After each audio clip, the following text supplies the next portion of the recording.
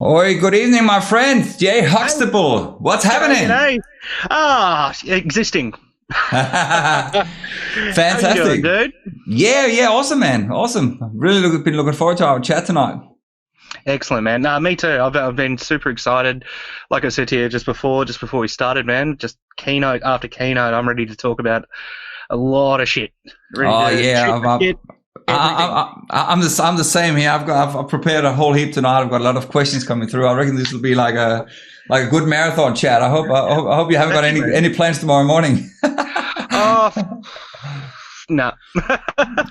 Sick, man. Good stuff. Sweet. So obviously, like we just saw the intro video. It was like a little promo shoot for your studio. Yes. So that would probably be a good way to start, because that's obviously one of your many trades. Like you operate Oracle Studios in Perth. Yep. So could you tell us a bit about how that started? Well, oh God, it would have been about 13 years ago I started it. Yep. Fresh, snotty-nosed, pimple-faced 17-year-old who I left school at the time, and all I wanted to do was music. Much to my parents' dismay, all I wanted to do was music. And I grew up a massive nerd, dude, so it was like a big computer guy all my life, and a big music guy as well. And I just managed to essentially combine the two and just go, well, why don't I record bands? And I'd been doing it when I was younger. I was about 13, 14, running adapter into the back of the computer, having all these little old shitty karaoke mics and trying to record my own music, because we were buying CDs at the time when we were younger, and it was like, oh fuck, we want our own CDs. All right, let's do them. And we did terrible music, and it was brilliant, because at the end of the day, having a CD burner and having an adapter or two with a microphone, bang, you're able to just make a demo, you're able to make a CD. And it all pretty much stemmed from that. And yeah, going from there, realizing that this could be a viable option for me in the future to do. Well, at the time, it probably wasn't really viable. Everyone was always saying, "Oh no, you're not gonna do well. It's this, it's that." But no, stuck to it, and here I am, 13 years later, after starting it when I was 17, and here I am. Yeah. So that's that's a very, very short story. So I'm sure there would have been, yeah. I'm sure there have been a lot of steps along the way. Yeah, most definitely. So what I'd love to hear about is sort of like the early mindset. Cause again, like for instance, I remember you said that like your parents wasn't, 100% on board, and wasn't probably, which I think is quite normal for parents, when they say that their kids want to be a musician. It's like, oh, really? yeah. It's just funny because I grew up in a country town. I grew up in Karratha, way up north, and if you weren't going to go work for Woodside or go work out on doing gas or BHP, working out in the mines or anything, then what were you doing in that town, kind of thing. And yeah, Dad was always like, no, mate, you're gonna do this, you're gonna do that. And I was like, no, I just want to do music, mate. And yeah, proved him wrong. Did it? Yeah. So that's pretty much what stemmed it, I think. And it was also just the absolute love for music, and being in bands since I got my first guitar when I was 11, and I was in bands by the time I was 12, kind of thing. It's just what I wanted to do. That's essentially it. And you kind of couple that with being a bit of a computer nerd, and you kind of figure out, it's like, yep, that's going to work into that, and yeah, I can do this. And I think actually one of the turning points I remember when I was younger, I think I was about 12 or 13, we had, because it was all of about 6 musicians in Karratha, so we all shared a drummer or a guitarist, and we're over at our drummer's house, and their entire living room was set up pretty much, it was a drum kit, all the microphones were on it, there was a computer, what was he running, like bloody Cool Edit Pro or something, and they were showing me all these corn covers that they recorded, and I was listening to them. I was like, back then you're just like, oh my god, it just sounds like the CD, man, how are you doing this? And then I got given a burnt CD with the Cool Edit Pro, Oh yes, Tom's asked if I'll tell you. I will tell you about that one. But yeah, got given a burnt CD with Cool Edit Pro on it, and I took it home and installed it on the home computer. We were one of those families that had the DVD player with the microphone input, so we had karaoke microphones. So took that out, grabbed the adapter, straight into the microphone in, literally chucked the practice amp in front of it, cranked it, yeah, and that's it. That's what started me, and ever since then, it was purely for the love of it. Awesome, man. So how did that sort of transition from being like you playing in a band to then focusing on recording? I think it was. I did a lot of recording and writing my own stuff from home as a teenager, and I was always writing a lot of stuff in Guitar Pro for like my bands back then when I was younger, even up until my early 20s. And I was always fascinated with the creation process, and we always did like gigs here and there. And I remember when I was 17, I was in a band, Ides of March, that I was in for a few years, and we did a lot of gigs and stuff. And I would we'd write a song at Jam, and I would instantly go home and re-record what we did at Jam into the computer, and that it kind of was more fun being a part of that creative process, or more so solidifying that creative process of what you've just created in a room with a bunch of your mates into something that becomes this thing you can open, you can listen back to, and it creates that. That's probably the best way to explain it.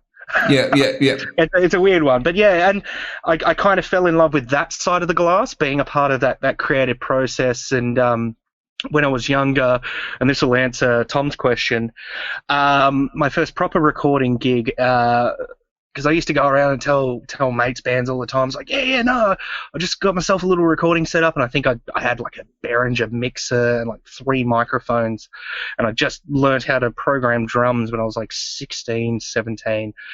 And local hardcore band, Standfast back then, me and a mate got pretty messy on the juice one night. We were a little bit drunk, and we recorded this mock band taking the piss out of them because all of our mates are in that band. And they heard it, and they go, all right, yeah, it's a joke track, and it's taking the piss out of us, but like the production's pretty good. Do you want to do an EP for us? And cool, man. Lo and behold, so taking the piss out of a few mates turned into recording an EP for them way back when. And that's when I kind of realized, I would have been 16, 17 at the time. I was like, well, they've already asked me. Maybe I can ask more mates. And it kind of like established from there until I got myself into a position where it was like, yep, okay, cool. I could probably start charging for my time, and it started from there. Wicked. So at what point did that sort of like made you realize that this is probably going to be something that I can actually make a living from and be my primary source of income? I think it was about the time I would have been 18 or 19, and I had a casual job, and I started realizing that casual job was starting to get in the way of me recording.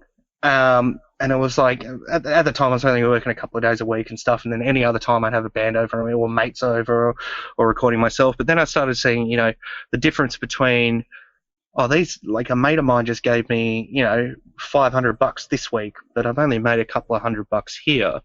And it was like the balance of the two, and it was kind of, it was essentially, do I continue doing this as a job? Where was I working? I would have been working at, it was retail, City Beach. Yeah. Very rock and roll. So. Yeah. But actually, even before that, I managed to get like a short gig doing like guitar tutoring and stuff. And I was also very inspired because at the music school that I was going in, I was only doing 1 day a week there, but there was a recording setup that Steve Smith, who does Aussie Bike guitars, I actually worked for him when I was a little snot-nosed kid. I saw his little setup, and I was just like, oh wow, like shit, he's got all this cool stuff. Like, why can't I have that? But I digress. So I was working casually, and I kind of figured out like one or two like little EP jobs came up, and bands were like, I want you for a week. And it was like, oh, okay, do I take the $500 or do I take the $1,000 here, or do I go try to convince people that, you know, wearing unit shirts with a Southern Cross with little stars is fucking heap sick? You weigh those two options up, yeah. You're recording bands, and that was kind of like the turning point. And how old were you at that point? I was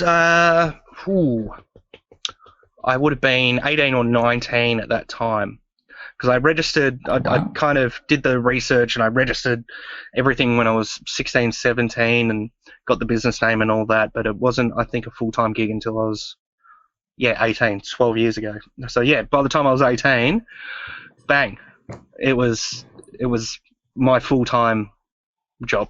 And has that been your full-time job since? Yes, up until a few years ago. Bit silly, did a stage dive at a show. Ended up hurting someone, very silly situation, cost me a lot of money, and I had to go get a job for a couple of years and kind of pay that off. So I had a small little stint. Yeah. Don't stage dive, people, unless you got good public liability insurance. It was a silly situation in my early mid-20s. Just don't jump off a stage. Someone will get hurt, and unfortunately got the shit end of the stick of that. Got a job for a couple of years, and as soon as it was feasible to start doing it again, bang, built this studio, which is just on the same lot of the house, just pretty much behind my house, 20 metres behind it. Wow, that's so cool, man. So I suppose sort of if you compare yourself to a lot of musicians who are probably in a very different position, then like for you to be able to do this for a living, like what sort of mindset does that, like what sort of like feelings do you sort of have behind that? I'm quite proud. I'm quite proud of what I've managed to achieve, but in saying that, everyone's the same, regardless of whether you come into it, and it's just the same as running a business for anyone. Regardless of whether you come into it, you know, with financial backing or without, it's not going to sustain itself unless you have both, you know, the heart in it and two time to invest into it, and three, just being stubborn. Just not stopping, just continually doing it. And if you can do those things, regardless of whether you, you know, if you're able to borrow money from the bank, or if you're able to borrow money from the parents who you start with, you know, very little, as long as you have that persistence and that goal, whether it be an end goal or just small goals that you shoot for, as long as you continually shoot for those, you can carry on and continue doing what you love. Yeah. But for instance, like I said, most bands running a very tight budget or a very sort of tight economy, and you know, most people have to sort of sustain a day job on the side and stuff to be able to actually afford playing music. So in regards to sort of going into the studio, which can quite often be a very costly experience. Is there anything that the bands could sort of do to be a bit more proactive, to maybe ask yourself, trying to learn some of the traits behind recording and maybe do some of that at home? Definitely. Yeah, most definitely. And I 100% recommend, like these days, interfaces are really cheap. You know, you can grab yourself a couple of microphones, you can jump online, you can learn the basics. Because when you go into these studios, or, you know, you're hiring these music services or anything like that, you're not paying for, you know, your time there. You're paying for the experience and everything else that goes with it. So all I can say to people is, if you want to start recording, by all means, get something set up at home first. Practice your craft. Like it's the same as, you know, picking up a guitar, and you can't expect to be a rock star. You know, it's patience, it's practice, it's persistence, the 3 Ps. And if you do the same and prepare yourself every time Like, say, a perfect example of this would be Amberdown recently. Those boys have their own little studio where they rehearse. They also are quite knowledgeable when it comes to recording, having done it previously and having their own setup at the same time. And those boys sat down, they nutted out their tracks, they recorded demos for it, they went through, we're going, oh, okay, do we do this, do that? They did all that themselves and then approached the like an outside opinion, essentially, in a different studio environment. So those guys were, again, they were patient with, with all the writing process and recording themselves, persistent, and they practiced. They perfected it.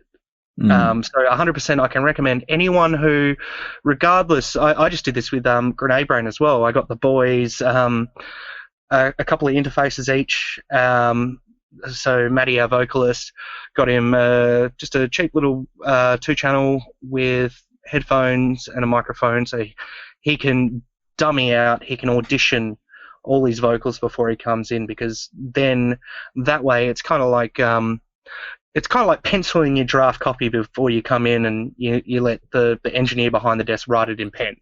Yeah. So 100%, if you can get your hands on a small, simple recording setup, just do it. 100%, just do it, because you'll find out that you'll learn a lot about recording within itself, but you also learn a lot about more so just your ability to, and you can practice on that. So, like, being proficient at an instrument is one thing, but being proficient at that instrument in, say, a recording environment when there's pressure, you're able to practice both of those kind of thing, and it's mutually beneficial for everyone. More time spent at home learning is less time spent spending money, and that's what you want to do. You want to do everything efficiently and as feasible and cost effective as possible. Yeah.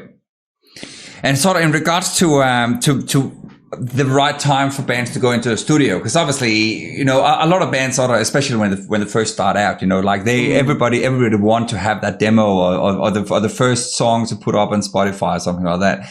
Yep. What would be your advice for a band who is sort of fresh out of the box? So they might have been around for like 6 to 12 months. They might have played, first couple of gigs and stuff. When do you suggest would be the right time for them to sort of cash out and chip in some money and go in and record the first song? As soon as you feel comfortable doing so, 100%. If you want your music out there, if you're the kind of band, so say if you've been in a band for not a very long time, but you've got all these songs here, and I'll probably go more into this a bit later, but one of the things that I've kind of discovered is songs are disposable. So you're only as good as the last song you've ever written. So if you feel like, and I like to tell a lot of bands this, if you feel like turning a page onto a new set of songs, or you want to start creating a new set, you don't want to just have a bunch of songs and then another bunch of songs kind of thing, you can kind of seal the deal, record something there, whether or not you do it yourself or at home. But as soon as you feel, all I can say to bands, as soon as you feel confident that you've got a product, being your music, that you want to solidify and into a package kind of deal and give out to someone, 100% do it. There's never not enough music. If someone wants to listen to it, they will take it. So whether that be, the band who has their own recording set up at home, records a demo just to give out, say, when they're playing shows, do that. And once you feel if that's doing well, if that's not doing well, kind of, I don't know, write a new set, write a new bunch of songs. If you've got a couple of bangers that you're like, oh, yep, that's 100%, work on those tracks, come in to a studio, record those, solidify those. So it's really...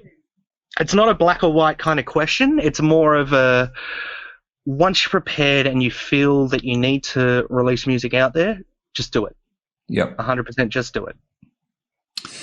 But I suppose again, like if a band has to sort of throw themselves out on a line and actually accumulate a bit of debt, which you probably would when you go into a studio, because you wouldn't have made any money sort of gigging yet.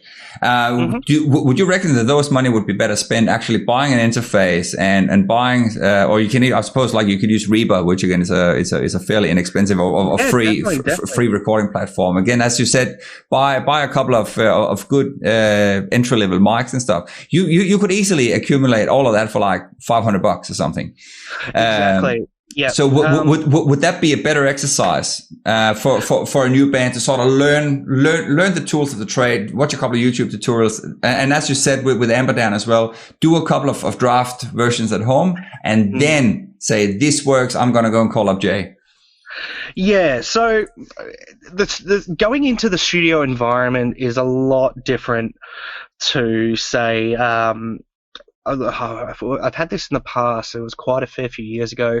Send out a quote for it would have been 8 or 9 tracks, and it would have come to a couple of thousand. And the band decided, no, we'll spend that couple of thousand and get everything and record ourselves. It's like, you beauty, you do that. That's 100% like your decision. And what was the detriment to them is they bought all this gear thinking, I put the same amount of money in, I'm going to get the same product out. And unfortunately, those guys ended up recording it, and they were asking, okay, so why doesn't it sound like this? And then they came back to the studio and then did almost that same budget again to redo essentially the whole record. So, yeah, essentially what I'm saying is, like, even if you start out with something simple, definitely demo out your tracks and stuff. And if you believe that it's a viable product to be released, release it. And it's once you feel comfortable, or you feel like it'll be more beneficial for you to go into a studio and have those outside opinions, have that outside person working on your stuff, then yeah, by all means go for it.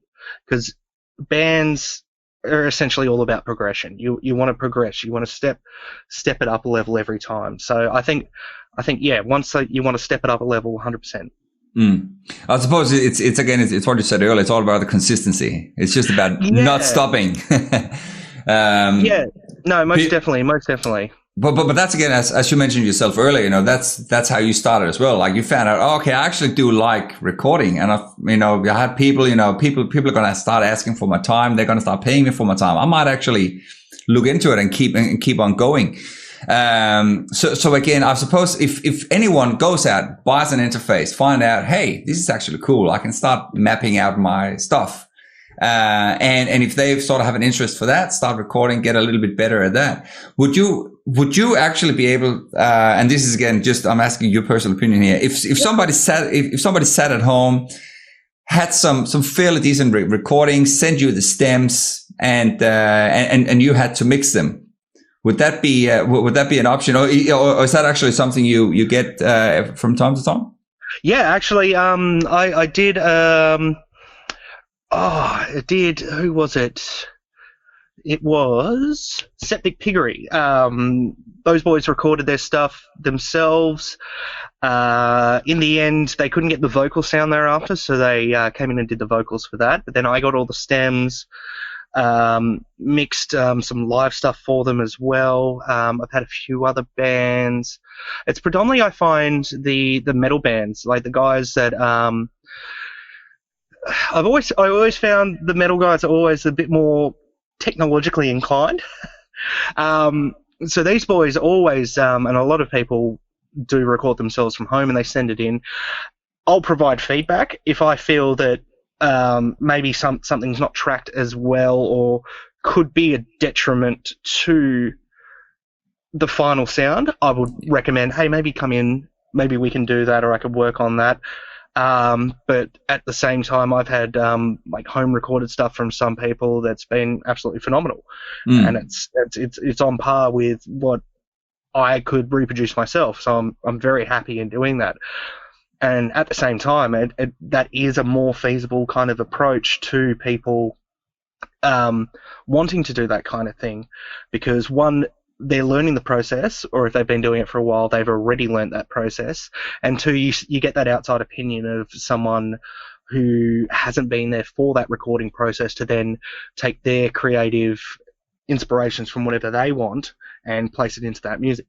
Well, I think in regards to what you mentioned about before about metal bands, I think also like what you see in metal in general is, especially if you go into like sort of the more gent and metalcore stuff, like you see a lot of those bands like actually do everything through plugins. So you actually have your guitars just run straight through some of the plugins, like you MIDI program the drums through plugins that sounds sensational.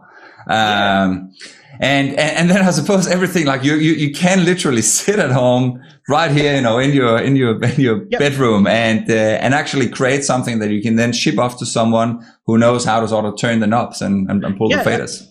And 100%, and like these days, that again, it is a viable option. There's certain genres of music, especially in metal and extreme metal, for that matter, is no one wants to hear natural double kicks going like 30-second notes. Blah, blah, blah, blah. You want to hear that hard hitting triggered sound, that programmed sound, where those kind of, especially when you mentioned gent, like those subgenres of metal are the ones that have got their sound from that kind of thing. Whereas, digital amp emulation, also plugins, programmed drums kind of thing.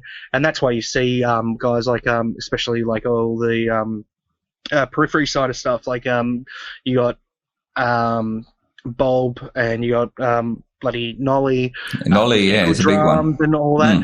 And phenomenal products, 100%. I use them. I track drums live. If I find I want to accentuate a certain sound, I'll drop a sample of those in triggered by that, and you build that kind of sound up. And there's one of the things I say to a lot of people is there's no right or wrong way to do it. If it sounds good, it is. And that's 100%. If you're going to benefit from those plugins or that kind of sound, bang, 100%, do that thing, because it'll only benefit you. Yeah, I agree with you 100%. But it's so funny how you still talk to some people who are old school who said, "Nah, it can't be too digital. It can't be you should rely on the atmosphere of the music and stuff." And I love that. It's a beautiful, romantic, idea, concept. But reality is, like, again, it's 2020. You have all this technology available that can improve your music significantly. And you would know this better than anyone. So yeah, 100%. And when it comes to recording, one of the other things, and we will definitely go down this path a bit later, but the music itself is only one part of the product. So if you're able to make that certain part of your product better with utilizing things like that, by all means. You obviously got your recordings, you've got your live show, that's another part of the product. Then you've got things like niches and all other stuff, which I will get into. I don't want to start elaborating on that too much because I'll go on a massive tangent.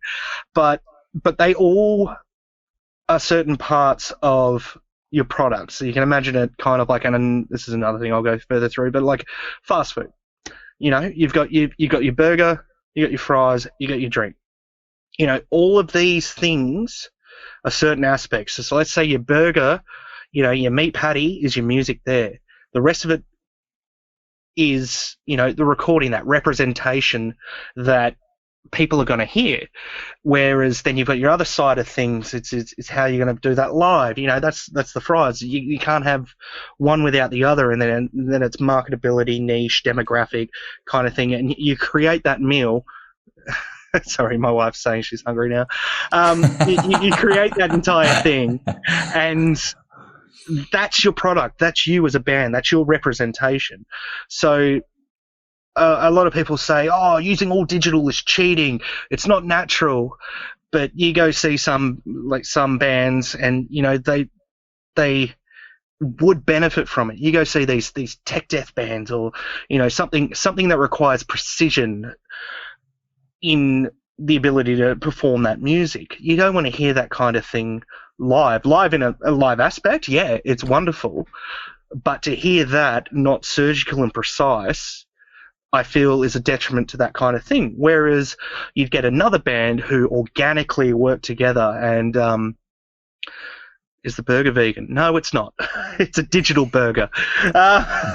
So if you get another band, and I want to use Commander Panda as an example of this. Those guys, you go see them live, and those two just glue. So when you come into the studio with a band like that, you just want that glue. You just want that honest representation of what they are. So when they actually came in, they tracked no click.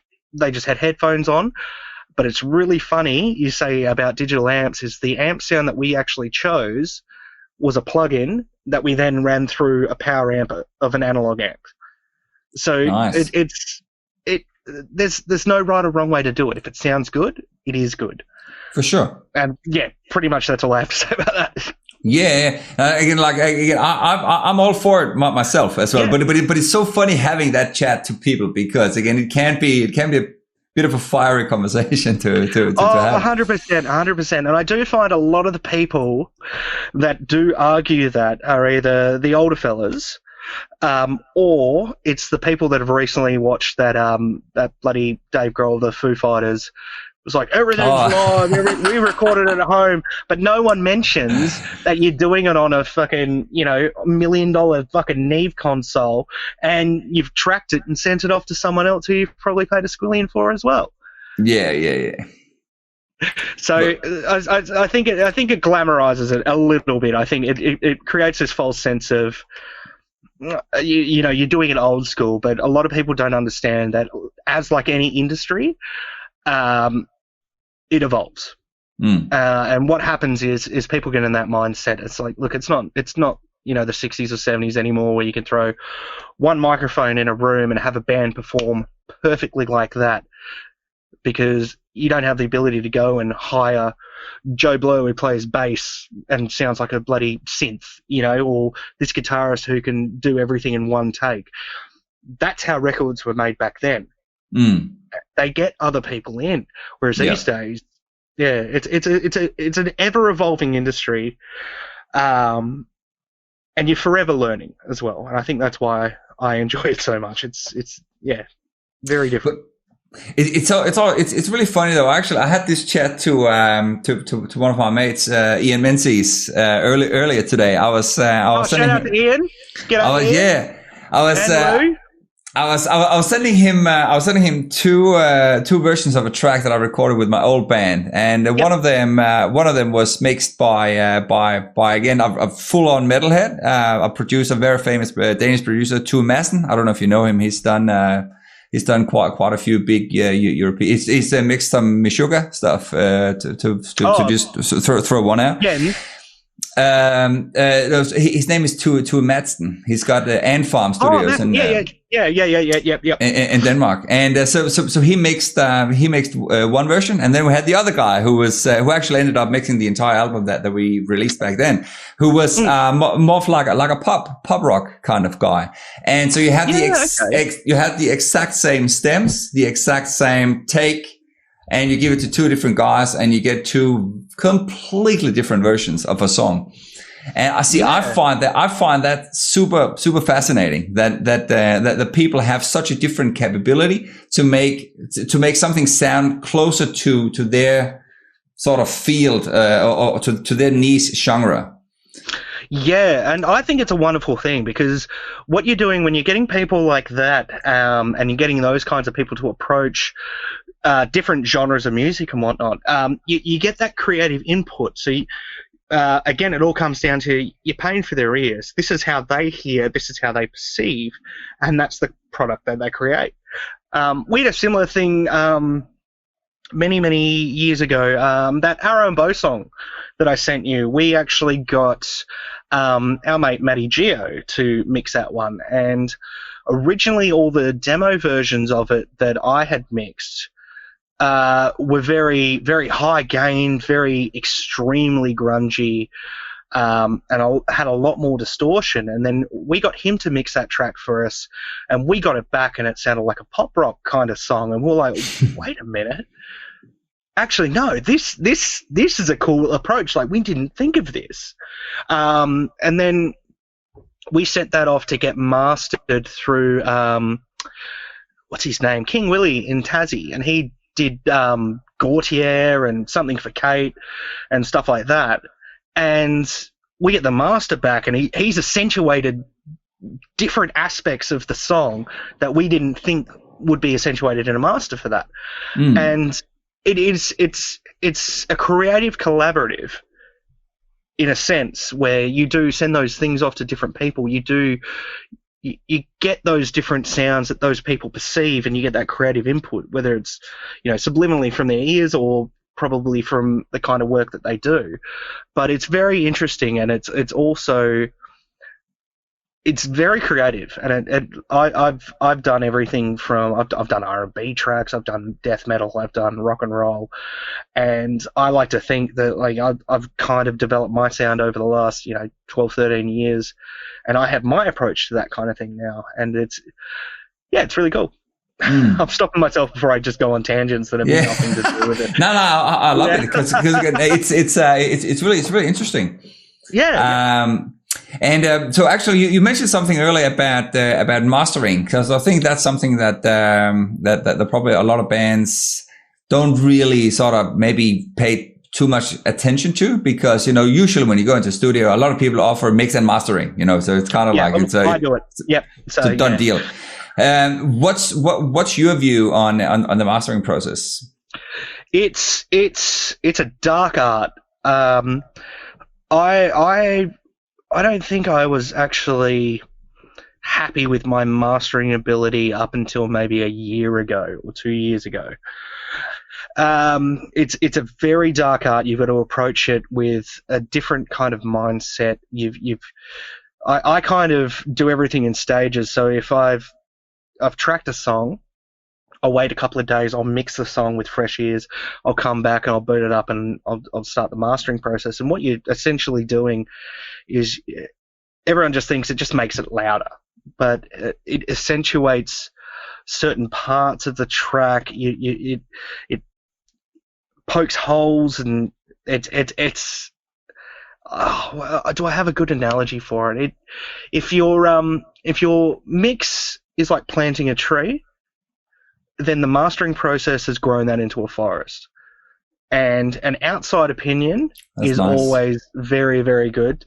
For many, many years, I was using Simon at Forensic Audio in Leaderville for all the mastering of all the mixes that, back then it was me and Temps working for Oracle. Matt Templeman, brilliant engineer as well. We worked together for quite a while. But Simon managed to just accentuate all the great bits of what Matt was able to produce in a mix, and Matt was able to produce the sounds from everything that I was able to capture in the studio. So I don't know. There's no real answer for mastering. It is a dark art, but yeah, I don't have a definitive answer for that one, but it's a matter of listening to the song and just finding everything about that song.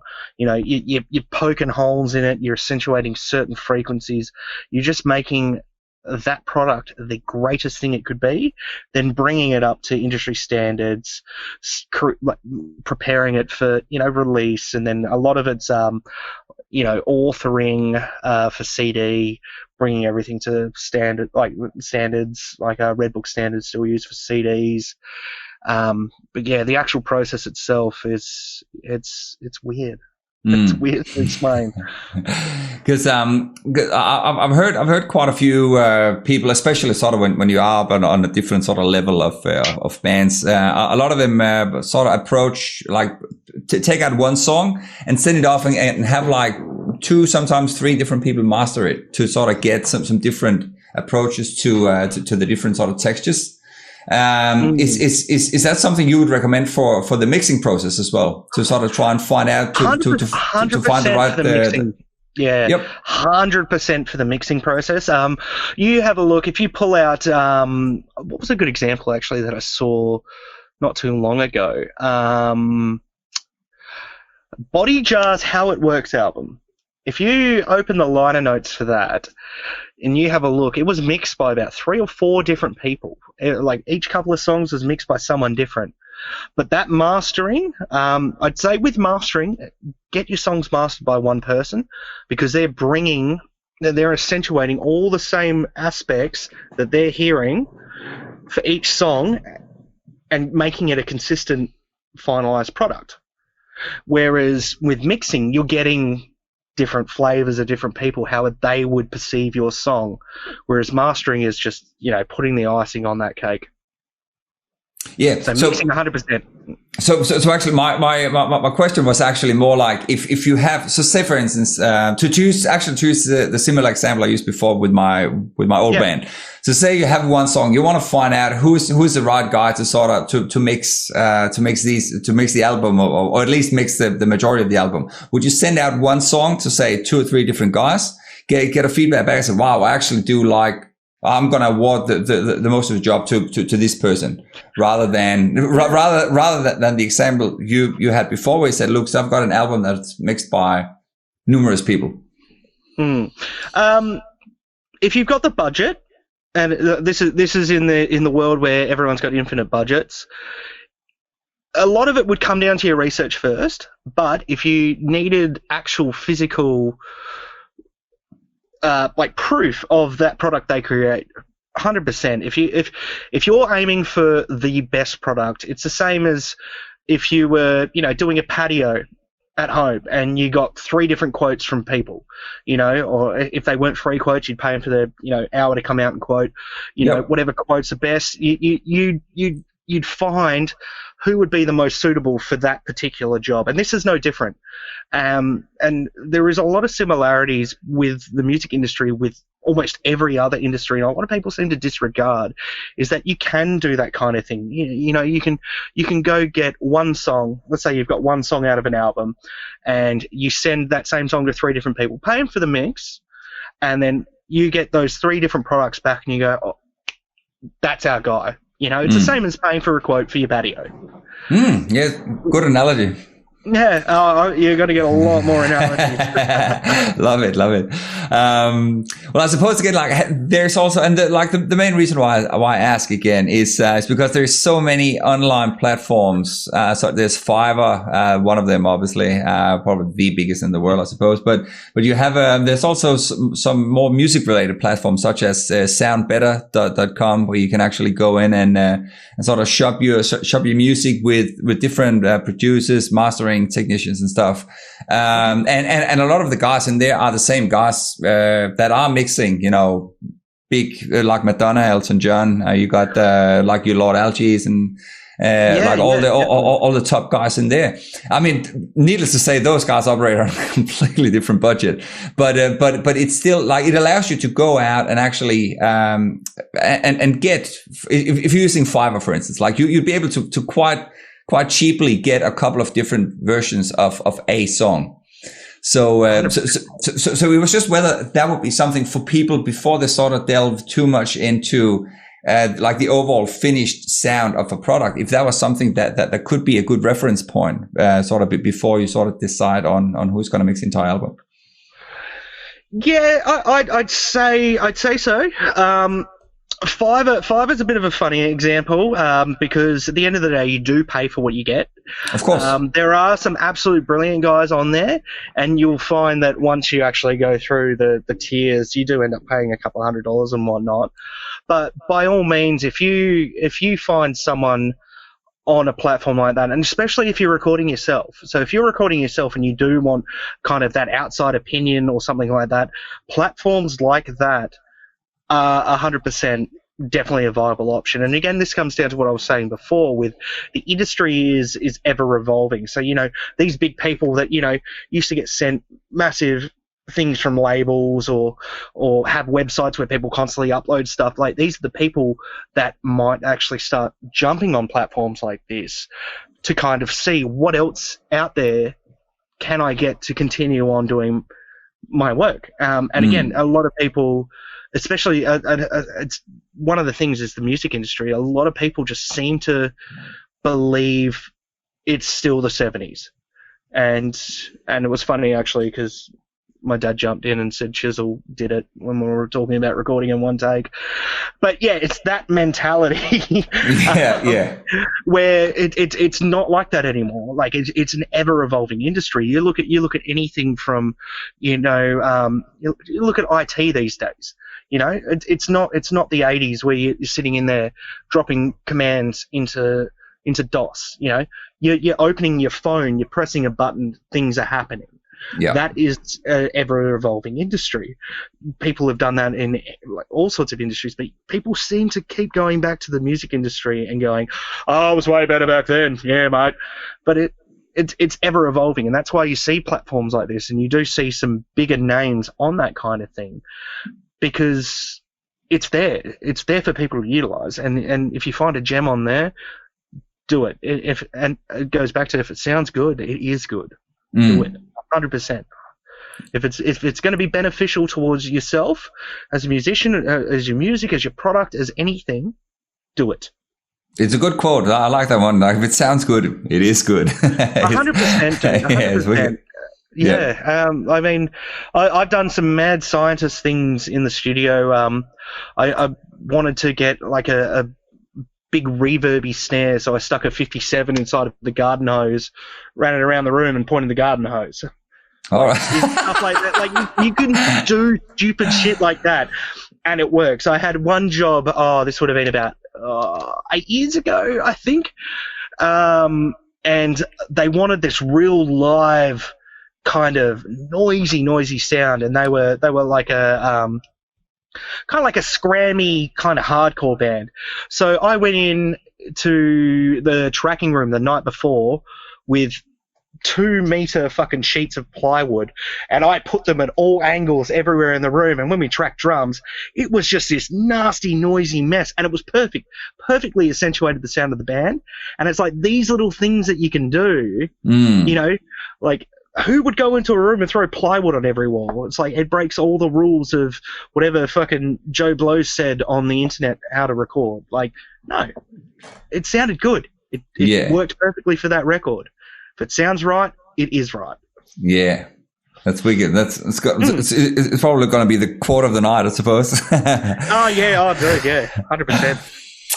In regards to sort of gear, you know, a lot of musicians and technicians are gearheads. So what is your take on outboard gear versus plugins? So mine's not one of quality. Mine's more of one of efficiency. So you've probably seen photos of the studio. I've got I'm pointing at a couple right now. So I got my Distressor, I got my UA 1176, I got the Lexicon Reverb, because I was constantly using those as plugins. But then I've realized, what have I got on the other side? I've got some Neve clone compressors, a couple of extra 1176s and stuff. So I've kind of set mine up like a tracking and a mixing. So what I was finding with a lot of stuff that I was recording is every channel I'd be dropping the same plug-in. I'd be like, I want that 1176 sound. I want this sound. I want that sound. And then I went out and bought the hardware units of it. So now when I track through them. Or if I'm doing a mix, I'm like, look, I've got my go-to vocal reverb. And I use it on everything. So rather than loading that plugin every single time, I already know I've got my set values and all that. I've got one for my main vocals that I just go to 100% of the time. And I'll have it preset up with a patch. And I've got mine kind of like digitally patched. So I can actually load a piece of hardware as a plugin in Cubase, press play, print the whole thing. I don't have to touch it again. And it was more so an efficiency thing for me. These days, it's not one-to-one, and it will never be one-to-one. There's still a few things that I 100% prefer over hardware. So I've got like my bus compression that I chuck on my 2-bus. Normally, I used to use the old SSL plugins and all that, and I got myself like a SSL clone. And when I pass it through the actual hardware, it just sounds finished. Like it sounds like I've already done all the hard work without having to do it. And I think that's more so the reason I've got all the hardware units for everything now. So if I'm tracking drums, I'll track into a couple of compressors because I already know the snare sound that I want. So rather than doing that, so I approach it more of it sounds more finished as it's being tracked. Right. But at the same time, I don't dismiss digital at all. There's still a lot of digital plugins that I'll use, especially if you want to add a lot of extra channels and you all of a sudden want to pass it all and you run out of hardware, then by all means use it. It's not one-to-one, but it is very, very damn close. And you could mix an entire record in the box, and no one will know the difference if you use the hardware units. So yeah, my take on it is it's more of one of efficiency. I spent about the first 10 years of recording learning to get good, and I've spent the last couple of years learning to get fast at getting good, kind of thing. So you reckon that having outboard gear is faster? If you know the sound that you're after, so like when tracking vocals, I always want to kind of go in with a certain EQ. I was always EQing very similarly, like taking out the same kind of bumps, or sometimes I find with my console having the EQ in front of me, I'm easily able to go, yep, done. All right, I've got rid of the problem frequencies. So I'll take all the problem frequencies out on the way in with the console. I'll send that one straight in to either the 1176 or the distressor, because I'd always use that as a plug-in on every channel of vocals.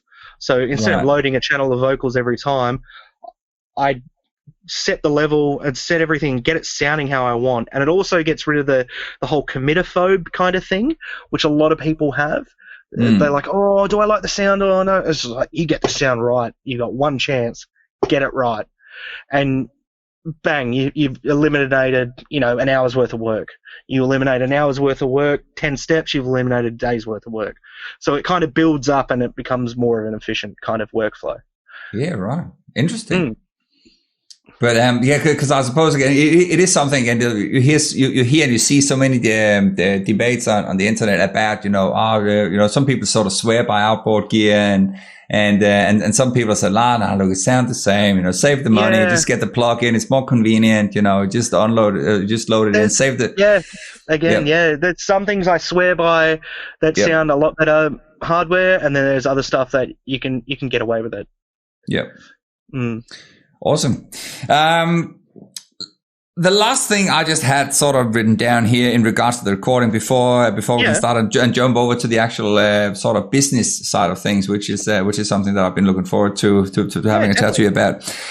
Is sort of in regards to bands operating in the studio. You mentioned before you had like Amber Down, Commander Panda was really efficient. Is there anyone sort of other that sort of stands out at being really sort of efficient in the studio and has maybe some specific work ethics that you could sort of share? I don't have it always differs from project to project. I mean, it doesn't matter how long you've been doing it for, or how short you've been doing it for, or how many times you've been in the studio. I've done label work, and again, I'm not going to name names, but I've had bands that have come in. It's their third album. I've got a deadline, I've got this, I've got that, and sometimes they wouldn't even rock up to a session kind of thing. So there's no work ethic there.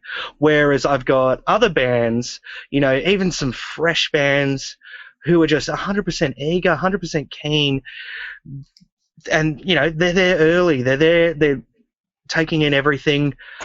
But 100%, there's also the fun sessions where, I have to mention Spud Gun. Spud Gun was absolutely fun.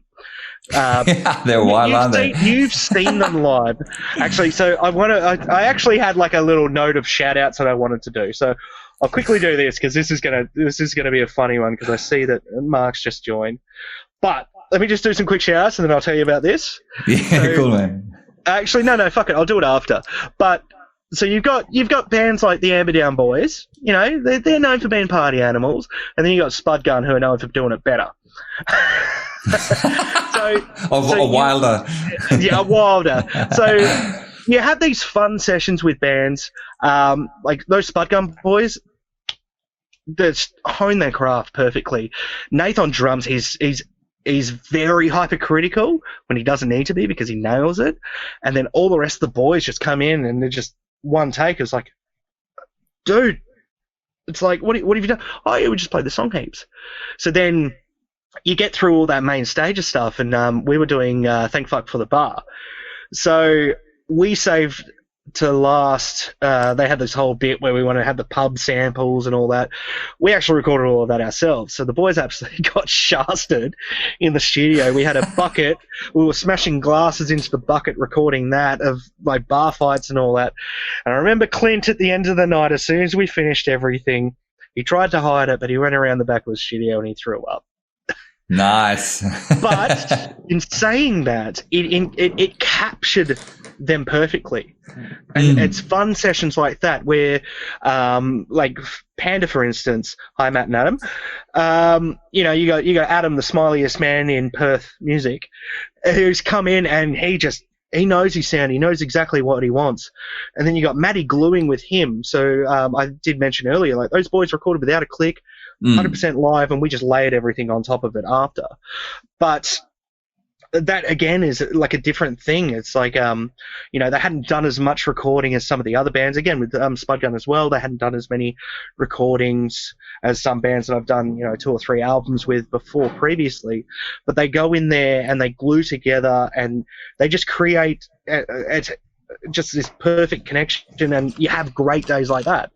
And it's bands like that who have that like ethic. They know that, I'm here to work, I'm here to record, that make everything fun, and then you can have your fun, and then Clint can go out the back and throw up.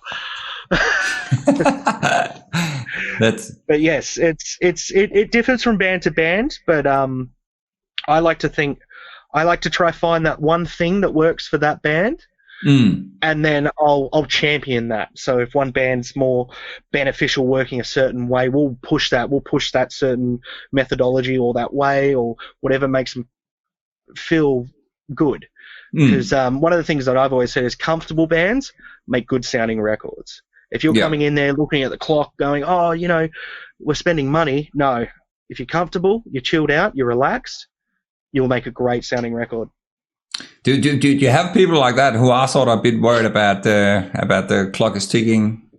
Yeah, so I abolished. I did this a little while ago. I got rid of the hourly rate, turned it into a day rate, and I say to bands, if you do 8 hours and you're comfortable with that being a full day, that's fine. If you do 12, fuck it. The drive home from work's 10 meters, so yeah, okay, we can do it that way. Yeah. That's awesome, man. Should we try and jump over and have a chat to some of the more business-related stuff that would be? Do you want to? Should we have a quick little playthrough of a music or something, and we'll flip it over into the next thing? Do you want to do that one first? I just really need to go to the toilet. All right, no worries. I just can't hand pass it off to the other guys in the band. Yeah, fair enough. All right. Well, let's have a play of. I'll play that Grenade Brain video. Yes. I see some of the boys are already in here, but yeah, this is the music video for one of our tracks off our new EP that we've been working hard on. What did Matty call it? Sick of it, because he's sick of it. But yes, this was a really fun one that we did in the shed, and I hope you enjoy. Cool. All right. We will play that and be back with Jay shortly. Yes, cool. Thank you. Cheers. No, cheers, dude. That song is actually in drop E. Why? Why not? Yeah. Essentially you can play that whole thing on a bass, but no. That's a really, really thick sounding track, man. Oh, thanks, dude. Thanks. So what's actually probably just to wrap up the whole recording session here? Can you tell us how that one was recorded? So we actually do I have? Oh no, we didn't do that one on the Ormsby. That's recorded on normal guitars, tuned to drop E. Like we had to use extremely thick strings. And yes, Zoran, Raffi is the man. But we have another track on the EP that we just did. I actually went out and bought a one of the Fender bass sixes, those 6-string basses with the baritone guitar necks. Yeah, So right. we've actually got another song because we dive between a couple of different tunings on it, depending on kind of like the feel of the track. And we left that one tracked all on guitars, whereas one of the other new ones, which is called Cut Out My Veins. Sorry, I had to look at the cheat sheet on the wall. Yeah, Cut Out My Veins, because I still call them by their working titles, Big Dumb. But it is a big, dumb, heavy song, and it's all recorded on a Fender Bass 6 with they're slightly smaller than bass scale. Though it was like a 88 to 22 scale string. Yeah, gauge string. So it hurts to play, but it's 100% beneficial for that song. Yeah, man. They're just good fun to play, those songs. They're silly heavy, lots of little weird effects, and just all around just heavy and fun. And that's all Grenade Brand is, just a bunch of mates playing heavy, dumb, fun music. Awesome, man. Yeah, awesome. Well, we'll get back to the bands. We'll get back to all that. Yeah. There's no doubt we'll get back to recording stuff too, because 100%. I'm sure there'll be a lot of sort of jumping back and forth. Yeah, 100%. 100%. Before we get any further though, I did want to do this at the start, but I want to give big shout outs to Maddie and Adam from Commander Panda. Woo! Maddie, because you wore the Concede shirt in your interview there, and Adam for being the smiliest man in Perth music. 100%. That guy is always smiling. I want to give a shout out to the Amberdown boys, because you guys also did an interview, and we just finished drum tracking up the other week, so that was really cool. Also for being party animals, but in saying that, I want to shout out to the Spuddy Guns, because I see them popping up in a fair few of your videos as well, and they're so much better at partying than Amberdown. Lou and Ian, I want to say thank you to you guys, because you got me onto getting all this sorted out, and you're just legends. Also, big shout out to Matty Hatton. I love that dude, like a brother. Me and him have done many business ventures. Some failed, some are continuing. So he's just a wealth of knowledge, that guy. Love him to bits. All my band mates, I can see a couple in here. We got Maddie saying I'm handsome. Thank you very much, Maddie. And all the Grenade Bananas. And then also all the new boys that are going to be in Concede as well. I know Tom was in here earlier. And thank you for my beautiful wife, because without her being an enabler to enable me doing all this, I wouldn't have been able to do any of it. Dan, come on, mate. The Spuddy boys, I think they've got one up on you. But yeah, no, I can't thank my beautiful wife enough, because without her support, I wouldn't be able to do this full time. She's 100% backed me with every business decision I've ever made, and love it a bits. And also to everyone else who's viewing, and to you, sir, for having me on here. And so everybody who will be listening back. Exactly. I wanted to do this at the start. Dad wants a shout out. Thanks, Dad, for not believing that I could have made it in the music industry, because you pushed me harder to do it, and I've done it. The whole Schwarzenegger quote about proving naysayers wrong. So. Yeah, exactly. No, fantastic. There's money to be made in the music industry, whether it's on one side of the glass or the other, and we will go through both sides of the glass tonight. Awesome. And I got to shout out to Donkey Dog. That's it. Oh yeah. Lou and Ian bring her over all the time, and the cats want to play. That's nice, man. There's a method in your madness. Righto. All right, sweet. Let's try in regards to the business side of things. Let me start out by touching base on something you said before about your wife and how she supported you. Now, I think in regards to bands in general, and I'd like sort of your take on that. when out of a lot of the people that I've been speaking with, it sort of seems like for them to sort of progress, for them to again to be successful, just like you mentioned yourself, everybody sort of needs to be supportive. Everybody needs to be on the same page and be sort of, I like to call it sort of calibrated to sort of move forward at the same pace. What is your opinion on that? 100%. Without, yes, Donkey did get a shout out. Sorry, I kept reading to and from, but no, without the support of, friends and family, partners, anyone of the like, you can't do these things. So we had a good example of this is I like to call it our band fam. So there's quite a few bands that I've either recorded in the past or know from when I was mixing at the Den. Like I just love introducing myself to everyone. So we've got this little band fam, and when we're tracking Amber down, we had Adam from Panda, Lou and Ian came over, and we just finished tracking. We're having a bit of a lunch break. Everyone came over. We had a couple of beers, and it's the support of, those people who are also in other bands, not just, your immediate kind of friends and family, but also the other people that are doing it. And one of the things that has always got me was when I was a lot younger and all of these younger bands, everyone's kind of fighting each other. There's the little schoolyard antics and all that. Whereas as you get older, you start to realize that everyone in every other band is doing exactly the same thing as you are. So there is strength in numbers in that. So I think it more so doesn't come down from just the support of like immediate friends, immediate family partners, but also the support of other bands, helping each other out. Again, I'd love to help Hatton out with a lot of stuff. He's helped me out with a lot of stuff, whether it be band related, business related, my wife, other people, band members. We're all there as a network to support each other. And everyone just, if everyone's doing the same thing, work together, don't fight against one another. And that's my take on the whole thing. Yeah.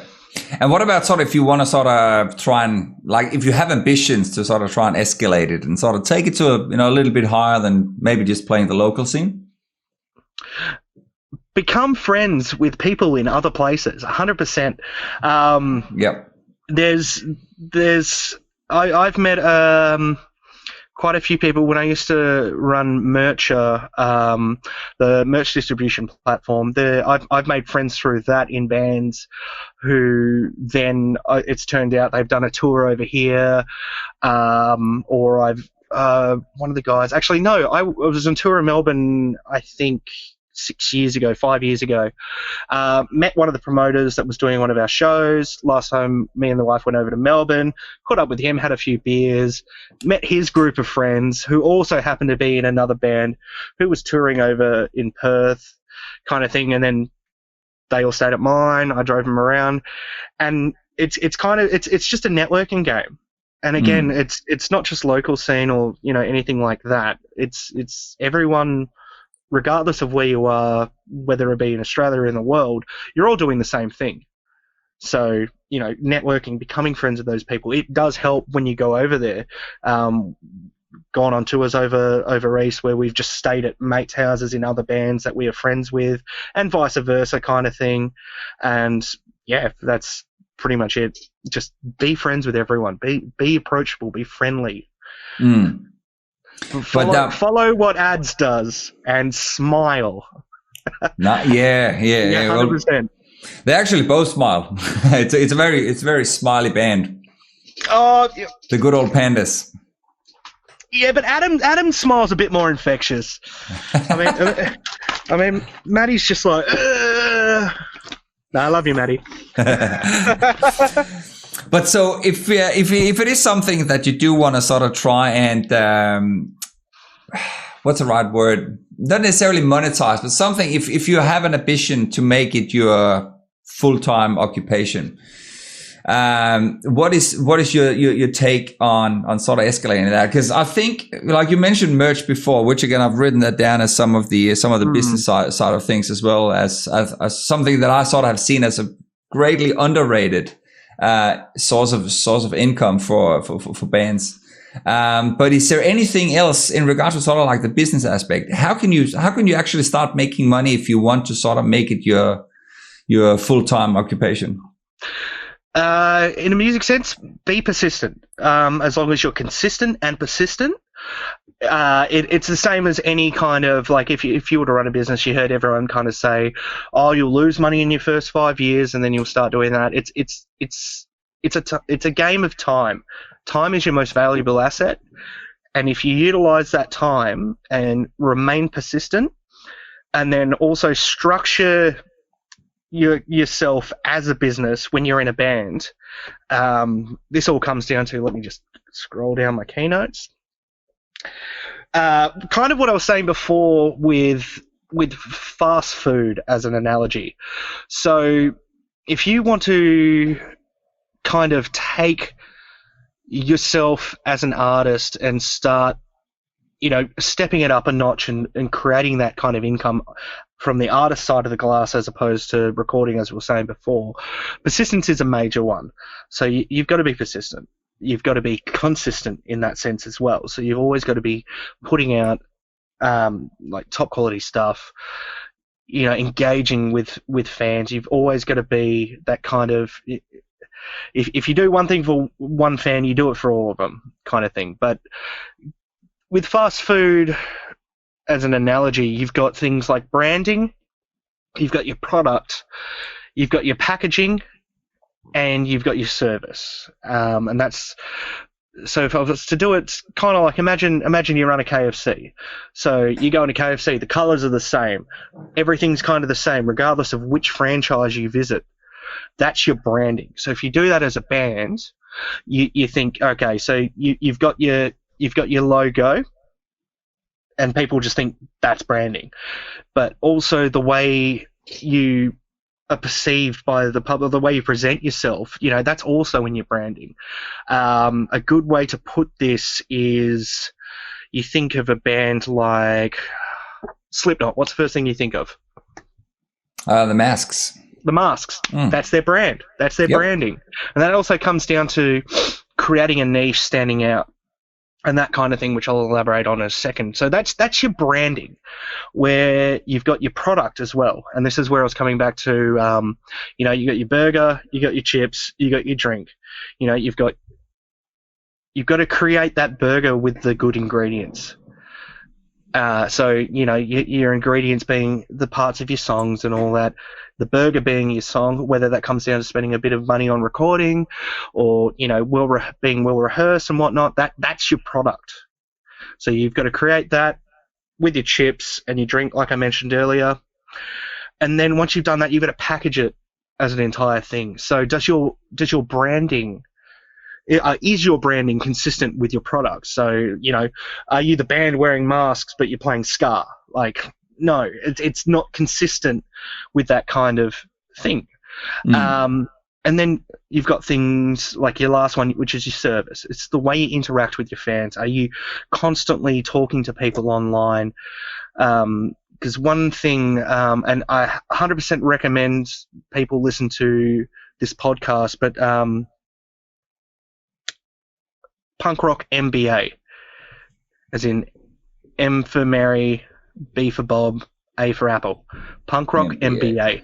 He's also got a YouTube series, and this is a guy that comes from a background in marketing. He's also part of the scene back in the 80s and 90s, and says a lot of stuff that I agree with, and a lot of stuff that I like to champion for people.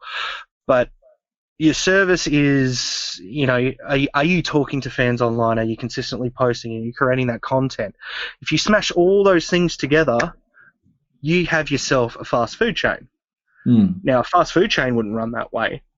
Wouldn't run unless you ran it that way. If you didn't have all those cogs spinning, and a band is exactly the same. So you think about your branding. So, your look, your logo, how you present yourself kind of thing on stage. Like, are you an angry band? Do you look angry? Do you perform angry? There you go. That's your thing. Your product. Is your music consistent with that product? Packaging, are you putting it all together? Is it all cohesive? And then your service, are you presenting yourself? And that's what I'd say to bands who want to step up and start doing something like that professionally. Is you've got to start thinking yourself as a fast food franchise. That's probably the best way I could probably put it. Yeah. No, yeah. I agree with that. And needless to say, like, consistency and persistence is key. But again, another thing that I've sort of been talking to a lot of people about is I think you mentioned that as well, is actually treating it as a business. Like the importance of having, maybe not necessarily a business name, but definitely 100% have a business account, something where everybody sort of contributes to, so that there's money always to be covered when you need to hire shit, when you need to pay for stuff. And I would say, actually, ideally, like you actually need an ABN, because it makes it so much easier when you got to invoice for gigs, when you got to buy stuff. Public liability insurance. Yeah. Yeah, you can. But yeah, you're right. You're right. You have to have that as any performing or touring entity would. Yeah. In saying that, if you're not prepared and if you want to start taking it in baby steps, maybe nominating that that one kind of business savvy person in the band to maybe handle that kind of stuff is also beneficial. As say a stepping stone.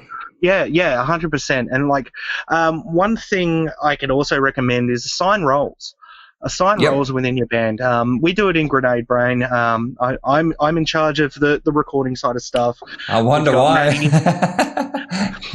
Well, aren't they lucky? But and then you got Maddie, who he handles all like the social media. He does all the posts and stuff, and Rafi's in charge of a lot of writing and coming up with the riffs and stuff, and like everyone kind of has their role. Everyone like contributes, and then some of the other boys help contribute to those other ones, and Jackie helps with some stuff, and it kind of like creates assigned roles within that. And it's kind of like if you were to go work for someone, it's not like well, let's say we all work in a warehouse. You've got your warehouse manager, you've got someone handling the logistics in and outs, and then you got your picker packers and all that. You don't just get 5 guys who go, yeah, I've got a forklift ticket, and just watch them crash into each other and nothing fucking gets out of there. Everyone has those kind of essential assigned roles that help contribute to that, like those cogs firing the machine. So if you can get your band working like that, even if it's one person or 2 people within 5 who kind of control specific aspects or are more than happy to take on an extra role, if everyone contributes that way, and then again, you could always have the ABN and all that, and everyone have their roles. But as a stepping stone, maybe assign money to one person, the rest of it kind of do everything else. But it's you play together as a unit, work together as a unit. Yeah. No, I agree 100%. And I think it's something that bands need to, again, if they do want to step up, they need to adapt this framework as early as possible, because it sets you up for success moving forward. Oh, 100%, 100% it does. And again, it's also it's one of those things where you also, like, I think sometimes you need to have a couple of awkward conversations and actually find out, is everybody operating on the same page? Yeah, and that's a tricky, that's a very, very tricky one. You've got to realize that you've got to set aside feelings for truths. And being in a band, from experience, being in many bands, being in a band is like having 4 or 5 other girlfriends. It's everyone's got their wants, everyone's got their needs, and it's you just don't get the benefits.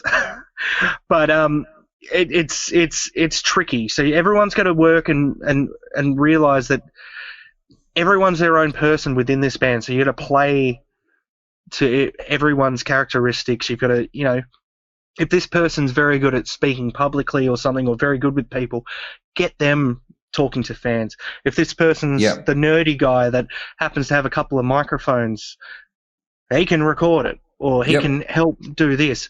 If this guy's the techie guy who's always coming up with the songs, let him write. Assign those roles, because it's mutually beneficial. Let go of the egos.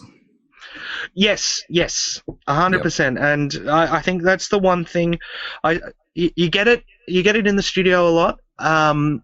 But once you kind of break it down, and I've had to do it to a few people, and it's kind of like, look, the reason you're here and the reason I'm here is because we both want the same thing. We want to make a good sounding record. Whereas when you're in a band, it's the reason you're here is because you enjoy playing this music and you want to write great songs. The reason I'm here is because I'm enjoying writing good music and I want to play songs too. So, and again, it comes back to even what I was saying before, is work together. You know, it's once you're in a band, it's band fam. Like, yeah, it's the same as bands contesting with other bands. It's members contesting with other members. No time for it. Yeah, but everyone's working to this common goal. But I was about to say, could you argue that that possibly music these days is just one small branch on the whole business tree in regards to sort of monetizing your brand? 100%. It's not how it used to be, and I say that I wasn't even around when it used to be like that. But again, it comes back to your product.